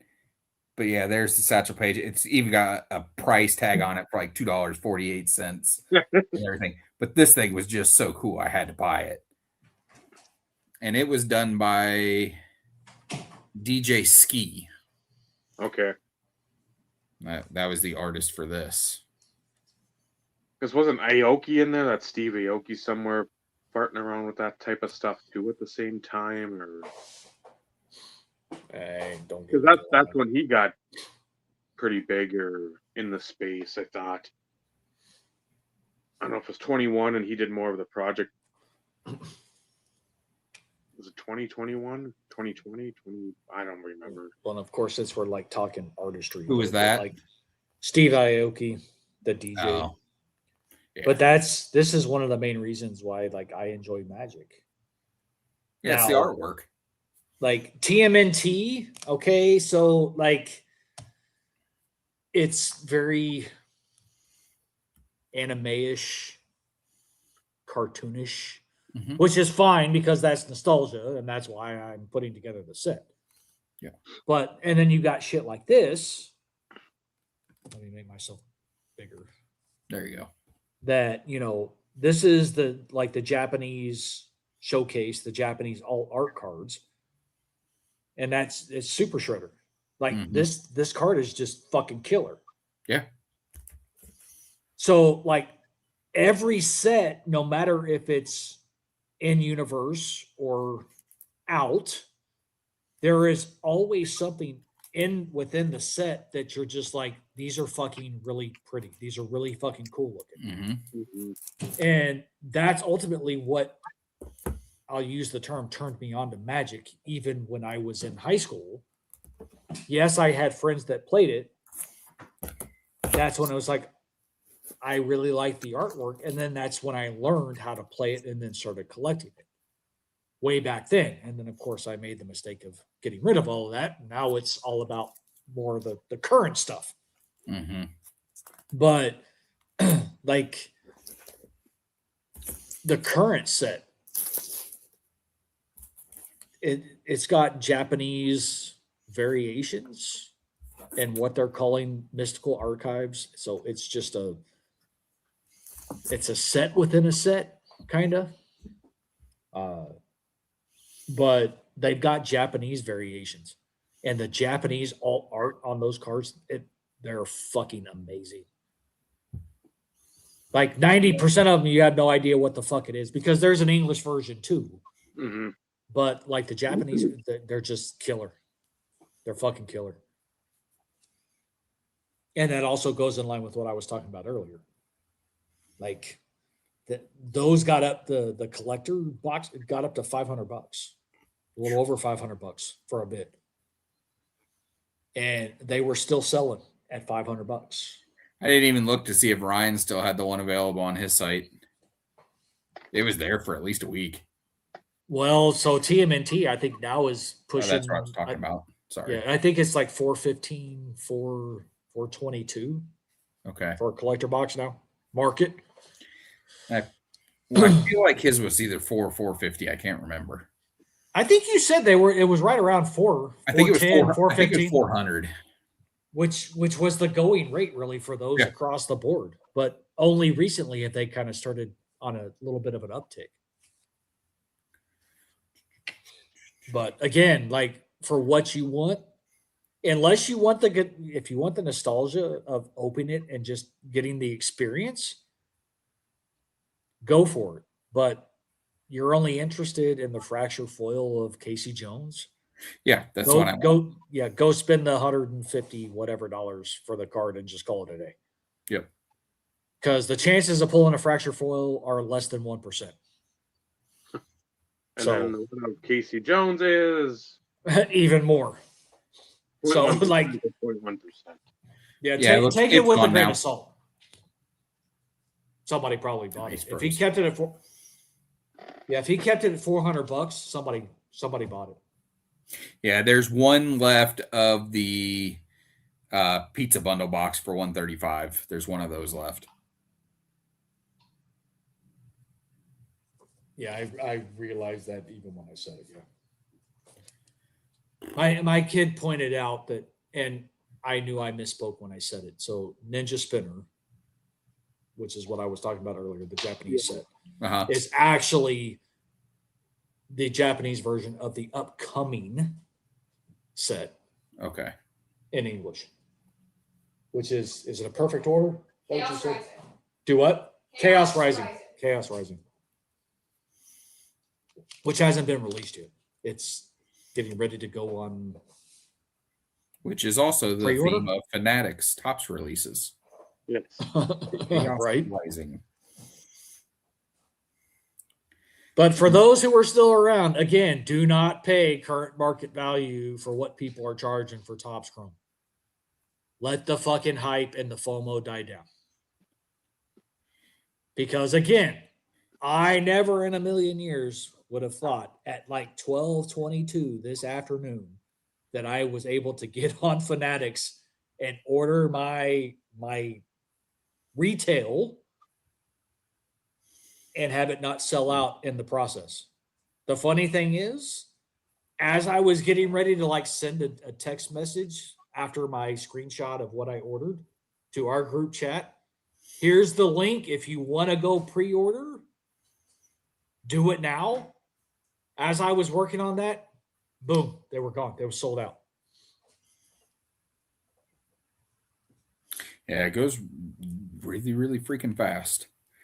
Yeah, but again, like I got in the queue at a little after 12:20 today, and they went live at noon. I honestly was not expecting that I would have gotten shit. I figured I was going to be shit out of luck. And I got shipment notification. I'll have mine tomorrow. Nice. And yes, that was standard like ground shipping. And yet I'm still waiting on a card to come from eBay authentication, them fucktards. It's on its way finally, but they actually received it last Thursday and didn't get it out until yesterday, Tuesday. Well, I didn't bother to check, but I actually had to send one of the Magic cards I sold to eBay authentication. Yeah. Yeah. Yeah, yeah. So I Since think it's supposed to be here Friday, or actually they said Monday, the 20th, but I think it's going to get here before that. Yeah, I hope it does. I got notification today that it had been authenticated, so it was in process of shipping. Nice. But that's the one I had to send to authentication. Oh, the Leo. Yep. I'm noticing the Casey Jones is right now, like right at or just below $100. Is what they've been selling for. Still have the people on there asking 135, 150, 180, but it looks like several have sold in the $100 range For the fracture foil variation. And those are beautiful. That specific card looks so cool to me. Well, it's Michael, it's not even that. The fractured foil, like they're just fucking beautiful. Yep. Whoa, we've got $94, $97, $99, $90, $100. So they're coming down. I'm glad I didn't pay the $150. Which I told you they would in time. Yeah. Oh yeah. But the crazy thing is with as tough as what those are to pull, you would think that the price would be more consistent longer. Yeah. Than what they are. Because but with Magic, Casey Jones. Well, it's not even that. With Magic, like the week of pre-release. So here's the thing, and I can only speak about Magic. Mm-hmm.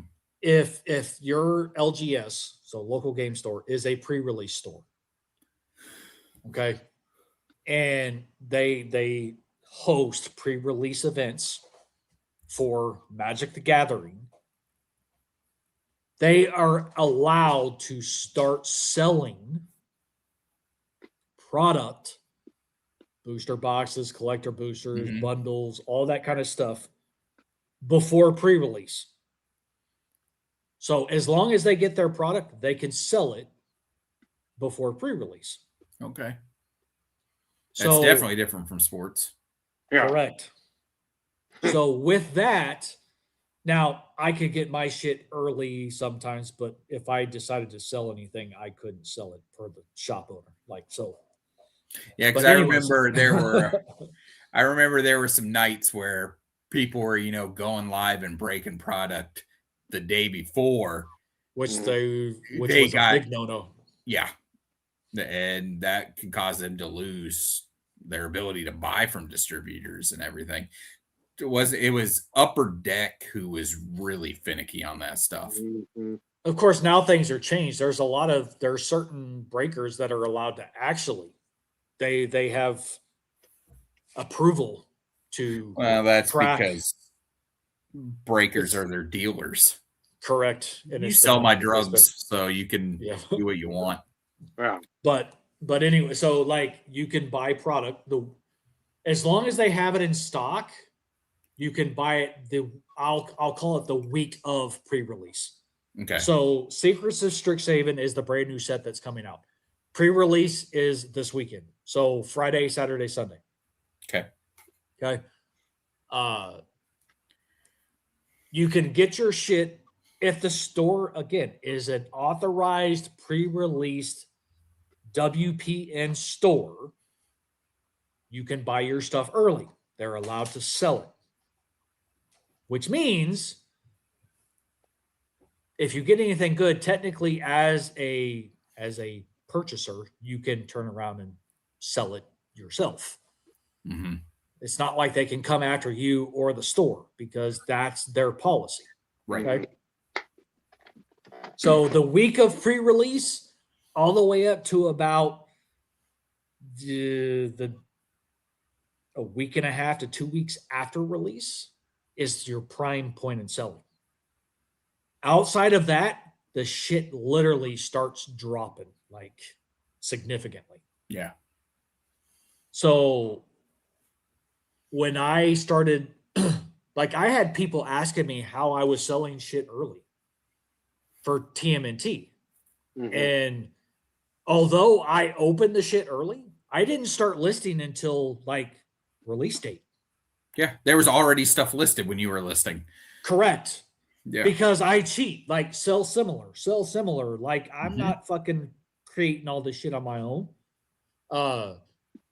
And like multiple times. Oh, you're so lucky. How are you selling this? I'm like, released on such and such date. My auctions were listed the day of release. Yeah. Like, where the fuck are you getting your information? Mhm. Because, like, by rule, if I would have gotten off my ass and done stuff, I could have started selling a little bit earlier. Mhm. But I didn't because at the time when I purchased it, it was at release. I didn't know that I could have bought the stuff prior to. Because right now, my LGS has booster boxes and collector boosters and bundles available for quote unquote pre-sale right now on their website. And I could go and place my order and go pick the bitch up tomorrow. Yeah. But since they're selling at market, I got my pre-sale in below what current market is. I'm probably not going to buy one from them. Yeah. Again, it's not terrible. I mean, it's not bad, but Mhm. you know, with tax, I paid like $4.52 and free shipping. Mhm. Market right now is $4.80 plus tax. Yeah. So you're over 500 at that point. So like, I'll take my $4.52. Mhm. And again, like, What surprises me is because I haven't looked often, but whenever I do look up that Casey Jones, nobody's grading that stuff. well, most of your newer stuff, unless it's headliner stuff, serialized, Mhm. that type of stuff, most people won't. Yeah. A lot of your graded stuff is what they would call vintage. Yeah. They're And vintage that's why I wondered if maybe the new Magic stuff just does it's grading isn't just part of their market. Some of it is. I mean, like you're gonna have people that are going to like the Michelangelo, Mm-hmm. the Kevin Eastman gold signature Michelangelo that we pulled. Mhm. There are already a handful of graded copies of the gold signature cards because that being a headliner, that being the main draw to said product, people are going to try and squeeze every bit of money and Possible profit out of it. But for something like that, because it is newer, it's not like with sports. It doesn't really Right. add a whole lot of significant value for newer products. It's the old shit is where the added value really comes in. Mm-hmm. The newer stuff, not so much. At least what I've noticed. Now, I can't speak for every set. I can't speak for every sort of card or whatever. But again, most of it's going to be what I would quote unquote deem as headliner cards. Mm-hmm. So the main pull of the product, if it's serialized, that's usually the big draw to a product. Like with this current set, they have a lot of big reprints, and some, well, I can't say some, like the reprints will come in regular English. They will come in the Japanese alt art as well. And then they have Japanese alt art, what they call silver scroll foil cards, which is really like one of the big draws to this product, other than the one serialized card that they released. I can guarantee you the serialized card and the big, huge, mythic reprint Japanese silver scroll cards, those are going to be the ones that are going to go for grading. Okay. And people will pay the price to expedite it. Yeah. But with Magic, a lot of people play the game. Unless you're a collector or an investor, you don't want a fucking graded copy because you can't play with it. Right. Yeah, you can't use it in the deck. So you're only really catering to a small percentage of people. Yeah. So yeah, a lot of people want to bling out their decks and they want it really pretty and everything else. So they'll pay the premium for some of those big cards, but a graded card ain't going to do them a damn bit of good because again, they can't play with it. Yep. Makes sense. Yeah, I could see it now. And it seems like people play Magic more than they play Pokemon. No. Really? No. Pokemon player base is probably 2.5 times that of Magic. Interesting. And that's only based on what I've seen in going to the game store when they've had certain events. Yeah, tournaments and whatnot.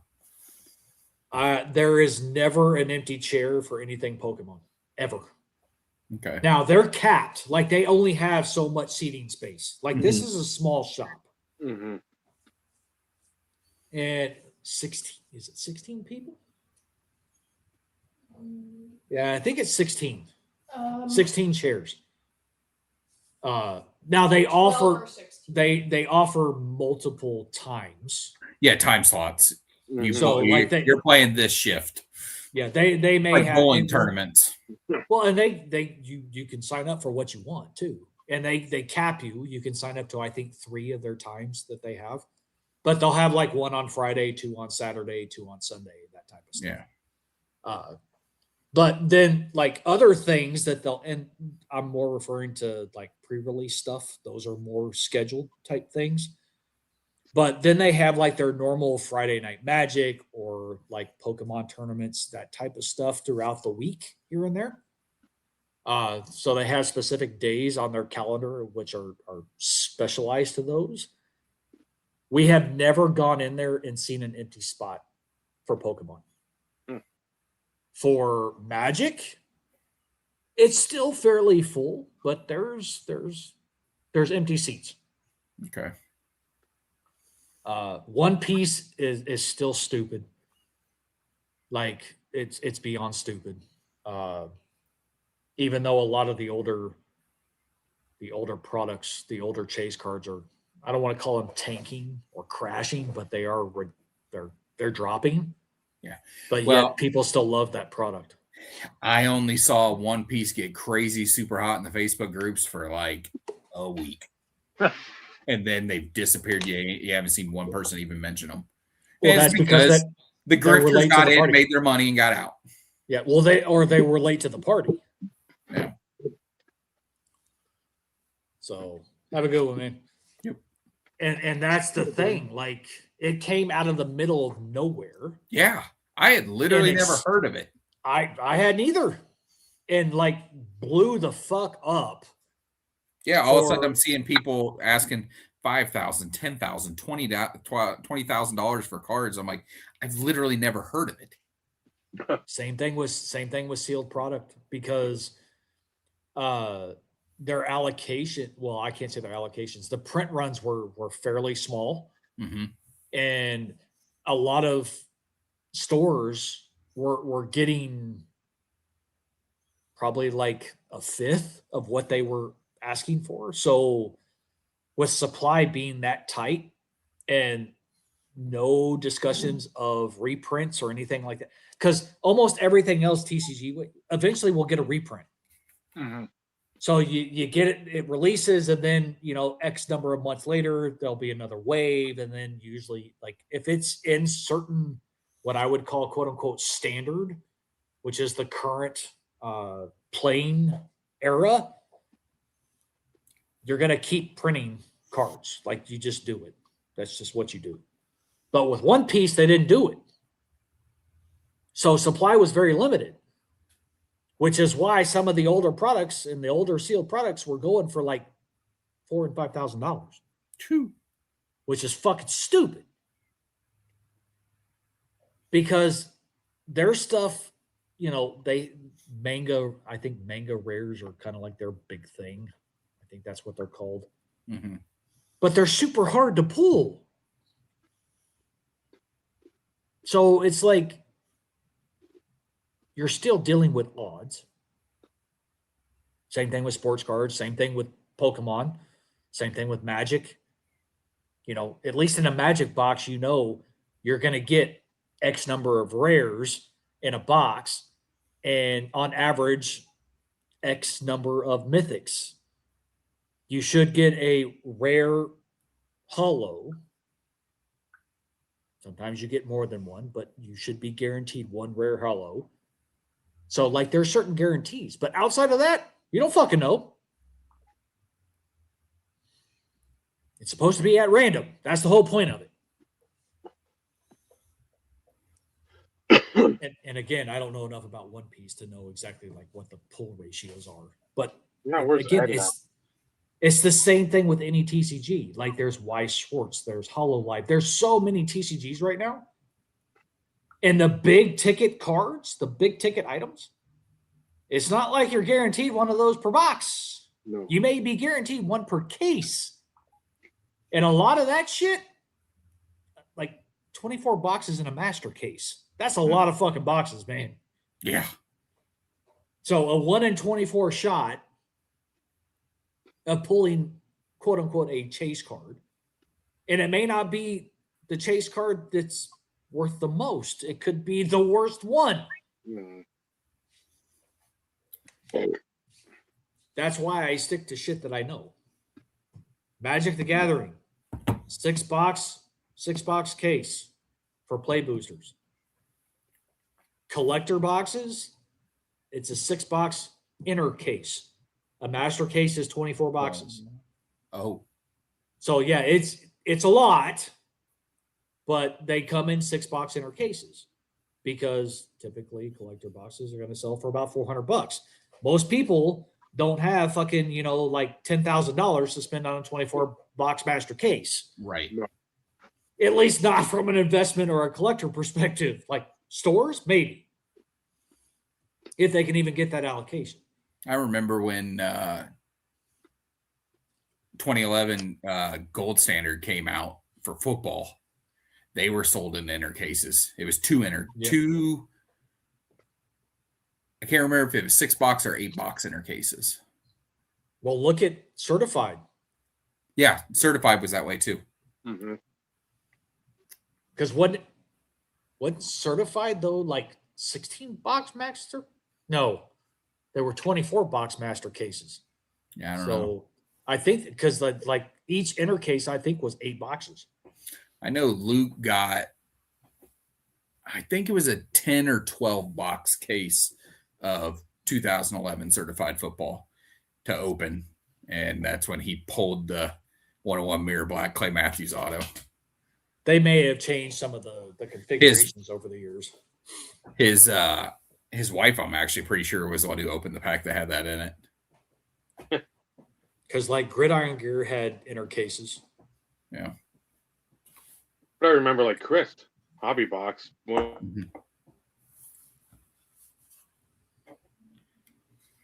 have the right or left.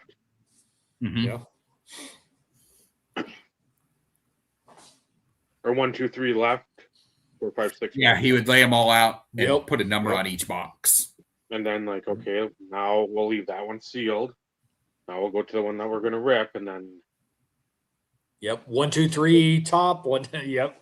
he'd have like the gaming dice because there'd be like the 8 or whatever on there. Mhm. Something. Yep. Roll it and 2. Yeah, 2. that's what he'd do. He'd be like, oh, this one had, 10. So then he gets the 10 side die Yep. and roll that. I don't like that. That was again. That's Well, because back in the day we could pick our number. We could pick our serial Yeah. number. oh Yeah. yeah. Hey, so this is what I got, ending in blah blah blah blah blah blah. Yeah, because that's Basically another way he pick. did it. Yep. Yep. Early I on. especially remember it on like Premier Football and Upper Deck Black Football. Upper Deck had the serial number sticker on there. That was- Yep. And Yep. you picked in his videos, you picked whatever serial number. So it was, Uh-huh. and he put it up. He'd show close. you Here's- all of them, and then you'd Yep. pick one. Yep. Here's the serial. Yep. I may watch some of those videos tomorrow. I'll go back, find the 07 Upper Deck Premiere so I can watch them open that, because a lot of that stuff got opened. A And ton. Tattoo opened a bunch of it. A lot of Johnny Lee Higgins. Yeah. Yeah. Yeah. Yep. Those were the days. And then there's the viral video of him pulling the Trout. Trout Orange Mm-hmm. Yeah, autograph. that's And didn't know who he goes, I think that's a good one. well, yeah, because at the time, like it was early on. So I mean, Yeah. he was And again, still he was like the quote unquote a 25th prospect. overall pick, so it wasn't your top 2 or 3 picks. Right. Which again, at that time, okay, maybe somebody slides to like the early double digits because of signability. But it wasn't like you're dropping to 25 and oh no, this is And like, a lot of yeah. a lot of reason for Trout was because of where he played ball in Jersey. Yeah. It was nobody went and watched baseball during the winter. No. And Yep. yeah, so he just didn't get a lot of eyes on him. But the And then- guy who was a scout for the Angels, he was super, super insistent on you got to pick this kid. And they didn't listen to him because he wasn't the first Angel drafted. No. He was the second or third. Well, and of course, the other viral one, our least favorite person and his freaking exquisite basketball break. That was another one that fucking went viral because a lot of people found it and posted it all over fucking Instagram. Because it was a fucking huge card. But again, like, for context, for all these people who don't fucking understand, Exquisite was $500 a box in those days. Yep. Not cheap, but not $5,000 either. But at the time, 500 sounded like 5,000. Correct. Nowadays, That's 500, almost like the norm. 500 can't even buy you a hobby box of Chrome. What the Right. fuck? Right. It's And so even stupid. then, at the time, like the card, I don't even remember which one. I don't remember if it was a Michael Jordan, LeBron, whatever. I don't remember what card it was. But at the time, Yeah, it was a huge card, but nothing comparative to what the shit sells for now. No, you could buy super duper, like the really big high end Jordans from that product were under $10,000. Well under. Yeah, 10. you're talking like $5,000. Mm-hmm. And Well- now you can't touch North Carolina autos for $5,000. I mean, the fucking LeBron exquisite rookie patch auto Yeah. you could get for $5,000 and $6,000. Yeah. And At now release. they're 7-figure cards. Yeah, now you can't sniff it. You can't even and- hold it for $5,000. You'll get shot if you try to sniff it. Yeah. An eight still going to cost you 6 digits. Oh, those cards grade does not matter. Oh, I know, but still, Yeah. and the only reason why I know that is because remember when Ryan was here in Dallas, he bought an 8 Yeah. or a 7 or whatever the fuck it was, but like Yeah. it was 6 figures. Yeah. Because I was like, huh? Say what? And of course, I wish he would have already had it because then I could have said I actually held one. Yeah. Well, we know he had them at the time, but I'm sure that was part of the stuff that got sold to purchase the new building. Oh yeah, 100%. Because I remember when he got one, and it was a big deal on because he had videos and everything of when he originally got it. And it was, I mean, it's been years ago now. Oh yeah, and he's mentioned it. but- Like a lot of that stuff was Yeah. liquidated to help pay for the building. Big time. Mm-hmm. Which, hey, you know what? You have a vision. Super If you- smart. Yeah, if you have the ability to freaking do something like that, and knowing that you're making a profit Yeah. to position yourself. Well, yeah, because I mean, the Oh, stuff yeah. that he's stashed for all these years is like 10 times or more on a lot of stuff. Yep. Oh, 100%. Yeah. 100%. I'm gonna go grab something real quick, and then Dave, we can wrap us up since we were talking about Jordan autographs in North Carolina, but it's not Yeah. going to be the same. But I happened to stumble across this again, and I haven't showed it in a while. So hold on one second. Okay.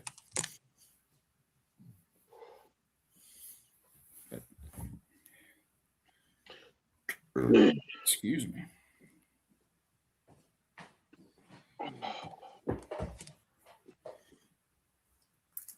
The one card I tried to fight, yell, scream, call in favors, hope that maybe somebody could help out. Anybody Oh, remember man. when I showed this? Ugh.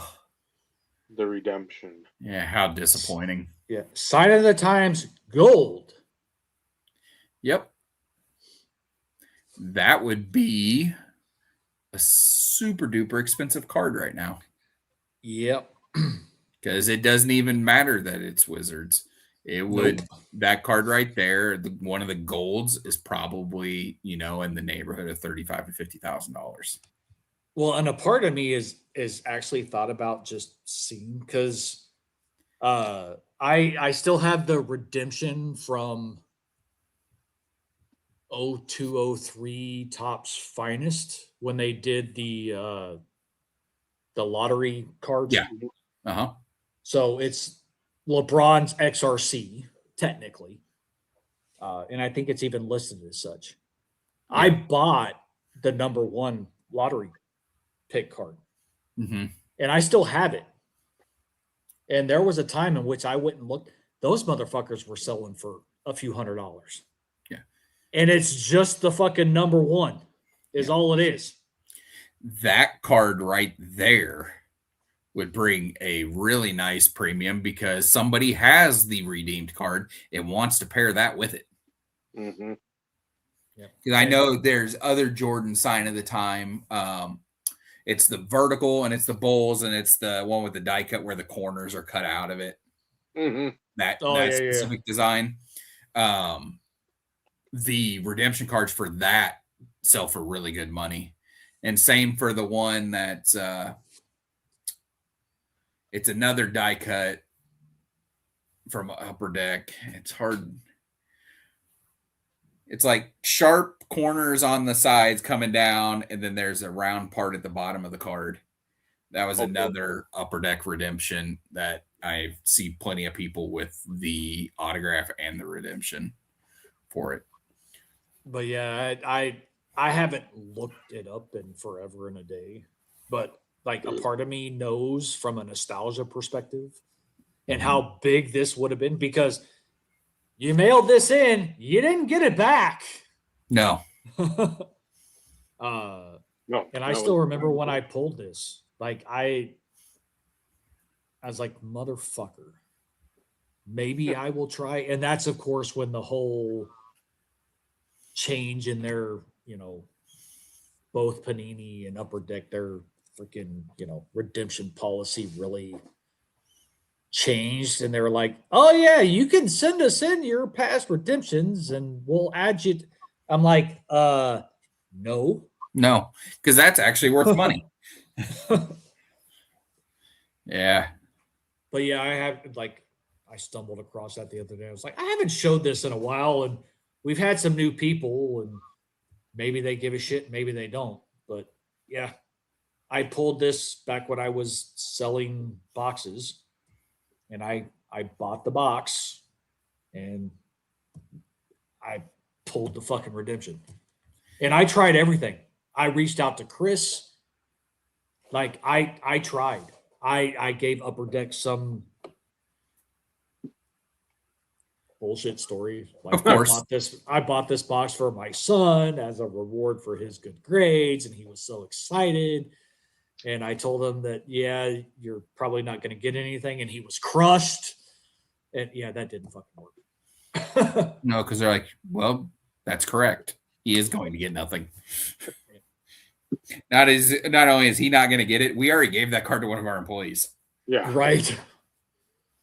Because like they would have had to have had a few at some point because again, like not all redemptions had been redeemed.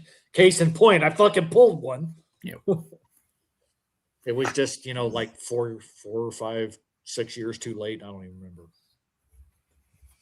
Yeah. I don't even remember what fucking year this is. I just remember when Panini got caught holding back big time cards and then giving them out as redemption replacements. So the card was never actually in the product. I know one of the big ones was the limited spotlight RPA 101 Sam Bradford was never in the product. Really? Yep. If somebody else got it as a redemption replacement, like in 2011 or 2012, 2 years later, like a year or two after the product, somebody got it as a redemption replacement for some other card they had. And all those cards were live in the product in limited. As far as Bradford, all his stuff was live. The 101 was never actually packed out. That's always fun.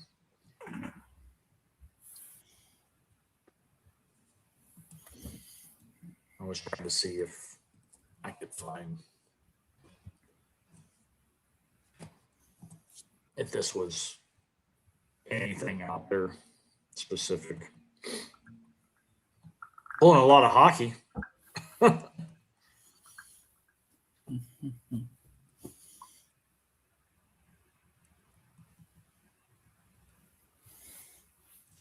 guess I'll just have to do this. Because I am curious, because again, it's been a long time since I've looked this up. Just to see. I wonder how many, like if you just looked up Michael Jordan Upper Deck Redemption, wonder how many are even listed from obviously all the products. Yeah, I didn't think to look it up that way. Yeah, because when you describe like with the top and the bottom corners, that was what, 97 Sign of the Times? 97, 98, I think. And a lot of those, like the Upper Deck Legends in football, had that big sticker over like the top of the card, like the one Steve's got too, which I enjoyed that more than like the playoff redemption. where it was just like the one card or the card, and then it had like this is card number 241 in the Gridiron Gear set, and Let's see if anything's sold. There's a few of them in here, but a lot of them are newer. And not a single one has sold recently. Yeah.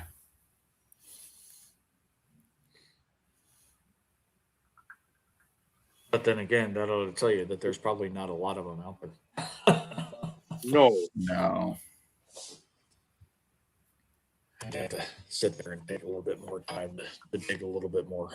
But since we're still in the middle of the show, so I need to not be cheap sometime and actually buy Card Ladder, buy a subscription to it. I'll just pay for a year in advance, or just pay for the whole year. Because I could spend a lot of time just looking up historic sales of different stuff. oh, I'm sure. What's the? I was trying to think. What's the other one? At least the one that Ryan used to use years ago. Terapeak. Yeah. Thank you. Is that still around? It is. It's not. I What it was? don't know that it's kept up with.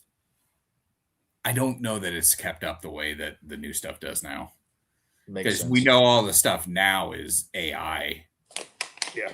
So I doubt Terapeak spent the money to invest in that. Yeah, Terapeak would go back 10 years, I think. Oh, I knew it went back really far. I think I feel like it was 10 years. And Card Ladder goes back for the existence of the internet. Yeah, but at the time, that was for Terapeak. That was a big thing because Right. that was pretty much the only thing out there. Absolutely. It was, you either had Terapeak or you would check eBay sold listings, and that was it. Yeah, and then that went back further than what it does now. Yeah. Sold listings. Because back then, like sold listings, I don't remember how long it was, but I know for a fact it was a hell of a lot longer than what it is now. I think it was up to 3 years. What's that? I think it was up to eBay. 3 years that went back. Like, I mean, Yeah. Sold listings. way Yeah. back. I think on, like, when you look at your purchase history, I think it goes back right now to 2022. Okay. But obviously, when you click on it, it ain't going to take you to anything. But the majority of the stuff still has the picture of what you purchased. Some of them, the images are gone, but for the most part, they're there still. But 130 point updated itself, and I'm getting used to using it again, but it's still not that great. Because it's hilarious because it'll tell you something that sold back in like 2017, but they'll call it Fanatics Collect. I'm like, well, that didn't exist. Right. That was not the platform it sold on. Yeah. It needs some work. Yeah. Like I said, at some point I'll invest in Card Ladder just to have it. Because I've got a lot of, especially a lot of those, my old Farm Upper Deck stuff. There aren't sales in the last, 5 years. I got to go back further. Right. And I would just like to know on some of that stuff. Well, I get it. All right, Dave. We're still Coming up around on- next week, next Tuesday, Brad draft. Nice. So Oh shit! Yeah, that's right around the corner. I'm just glad I made it through, college basketball without wanting to kill somebody. It really didn't bug me this year, which is surprising. That's the joys of not giving a fuck. Yeah, and not turning on TV. Well, Enjoyed that's the being- joys of not having subscriptions that you pay for live TV. All my shit is free. Yeah. With no live TV option as far as that type of stuff.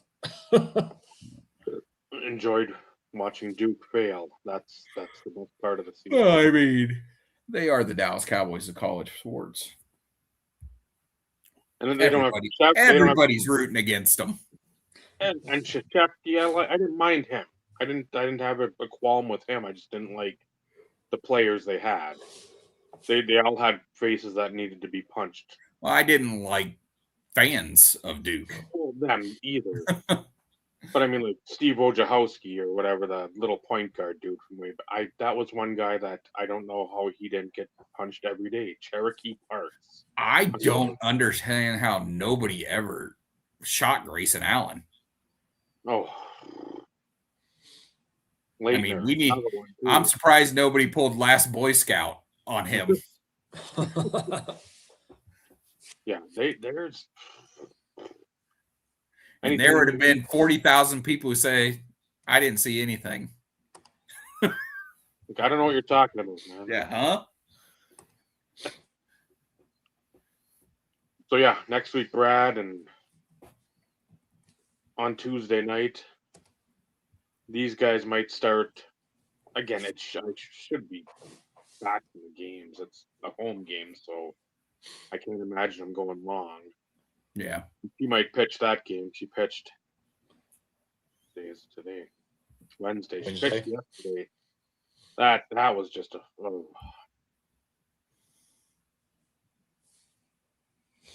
You don't want your kid to ever have those experiences. Believe me.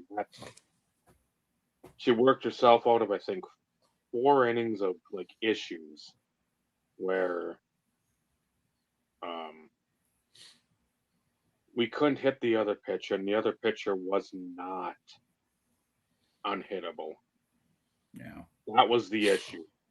She was slower than Naomi was pitching. So I'm like, how are we not doing anything? Throw to third.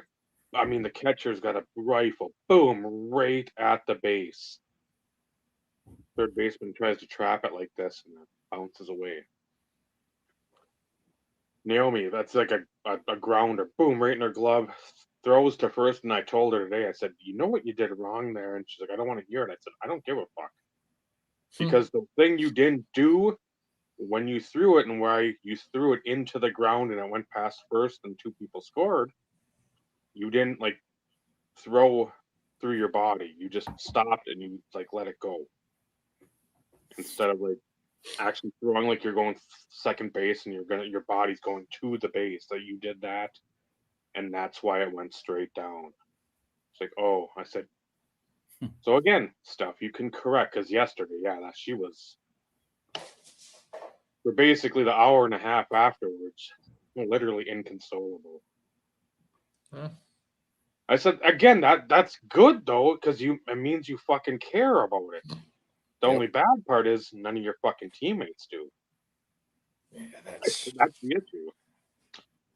If you and Naomi having to deal with the same shit as, Vinny and C, and fucking the inability of the team she plays on actually playing defense on top of not manufacturing any offense.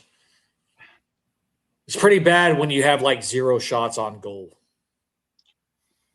And yet there's multiple, 2-on-1s the opposite direction. Like, what the fuck is the coach doing? Yeah. But I digress. Yeah, I told her, I said, yeah, there's stuff you can clean up. But I brought up, what about the couple of balls to the outfield that they really didn't charge for? You had a ball popped up right behind you. And again, not like she was at the front of the circle. This would have been beyond the back of the circle.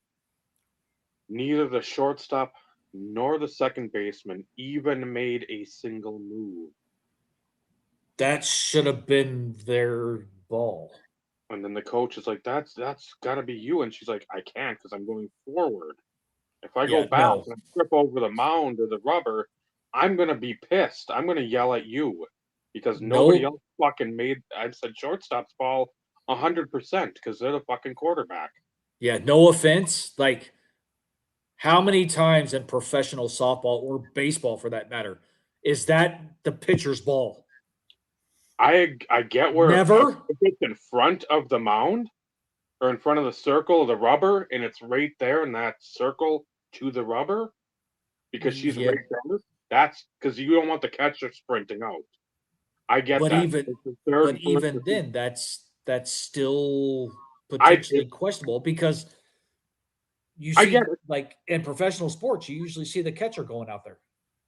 You don't want the catcher because that's most But of the you time. get where I'm saying. I know, but this one it's behind the circle. Oh, and it's 100%. Yeah, that's what are not. you? So I was like, what are we fucking doing? Yeah, that's just an indication that the coach is a dumbass. And see, he's played it before. He's played multiple years of softball, and it's just like, I don't know. I just like you need to be more vocal, and this has to start. I said, I love you. I'm gonna listen as your dad, but if you want any sort of successes and you not to crash out because you got a bunch of fucking idiots out there that don't watch the game ever. And that's the issue. You're not watching any games. You don't know situations. And then everybody's like, oh, they'll say, do you guys know the situation of this? Yeah. And then they'll come up and nobody knows what the fuck to do. I'm like, you have to be vocal. I said, you said in 2 years you're going to be out at Ely. You're fucking gone and you don't want to come back. What does it matter if these people don't like you?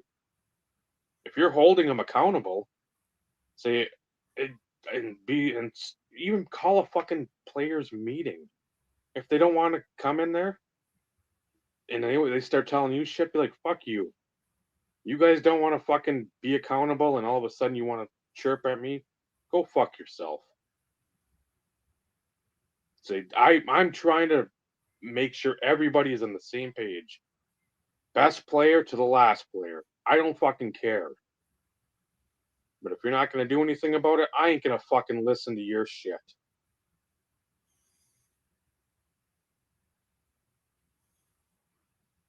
I said it's not great in the end, but just say, if you're not going to fucking listen to me, I don't give a flying fuck what you have to say to me. Don't care. I'm out here to play. Go I want to sit on win. a fucking cactus. Fuck you. So, yeah. Yeah, she was.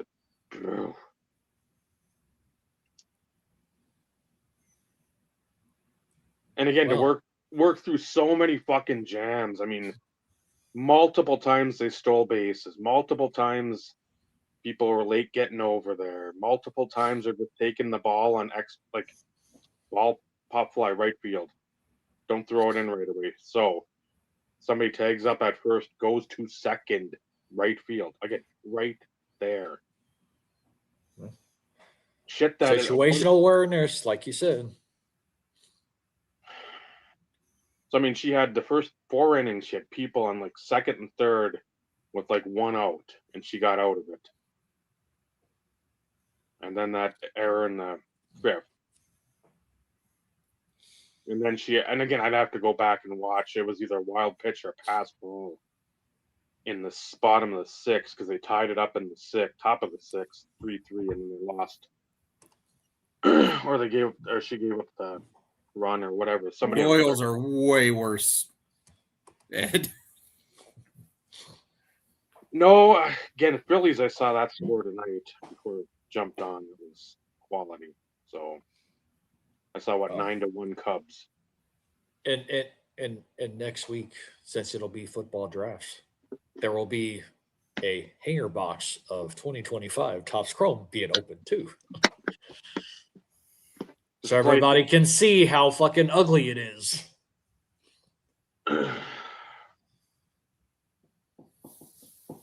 Anyway, let's wrap it up. Thank you again. So yes, Brad next week, Tuesday night, regular night. Be ready for NFL draft. Maybe Ed will stop in before then, but otherwise, for Michael, Steve, Dave, it's been the IRP. Remember, collecting cards, wonderful hobby. It's the friendships you forge along the way. That's what really matters. Good night, everyone. Good night, everyone. Right.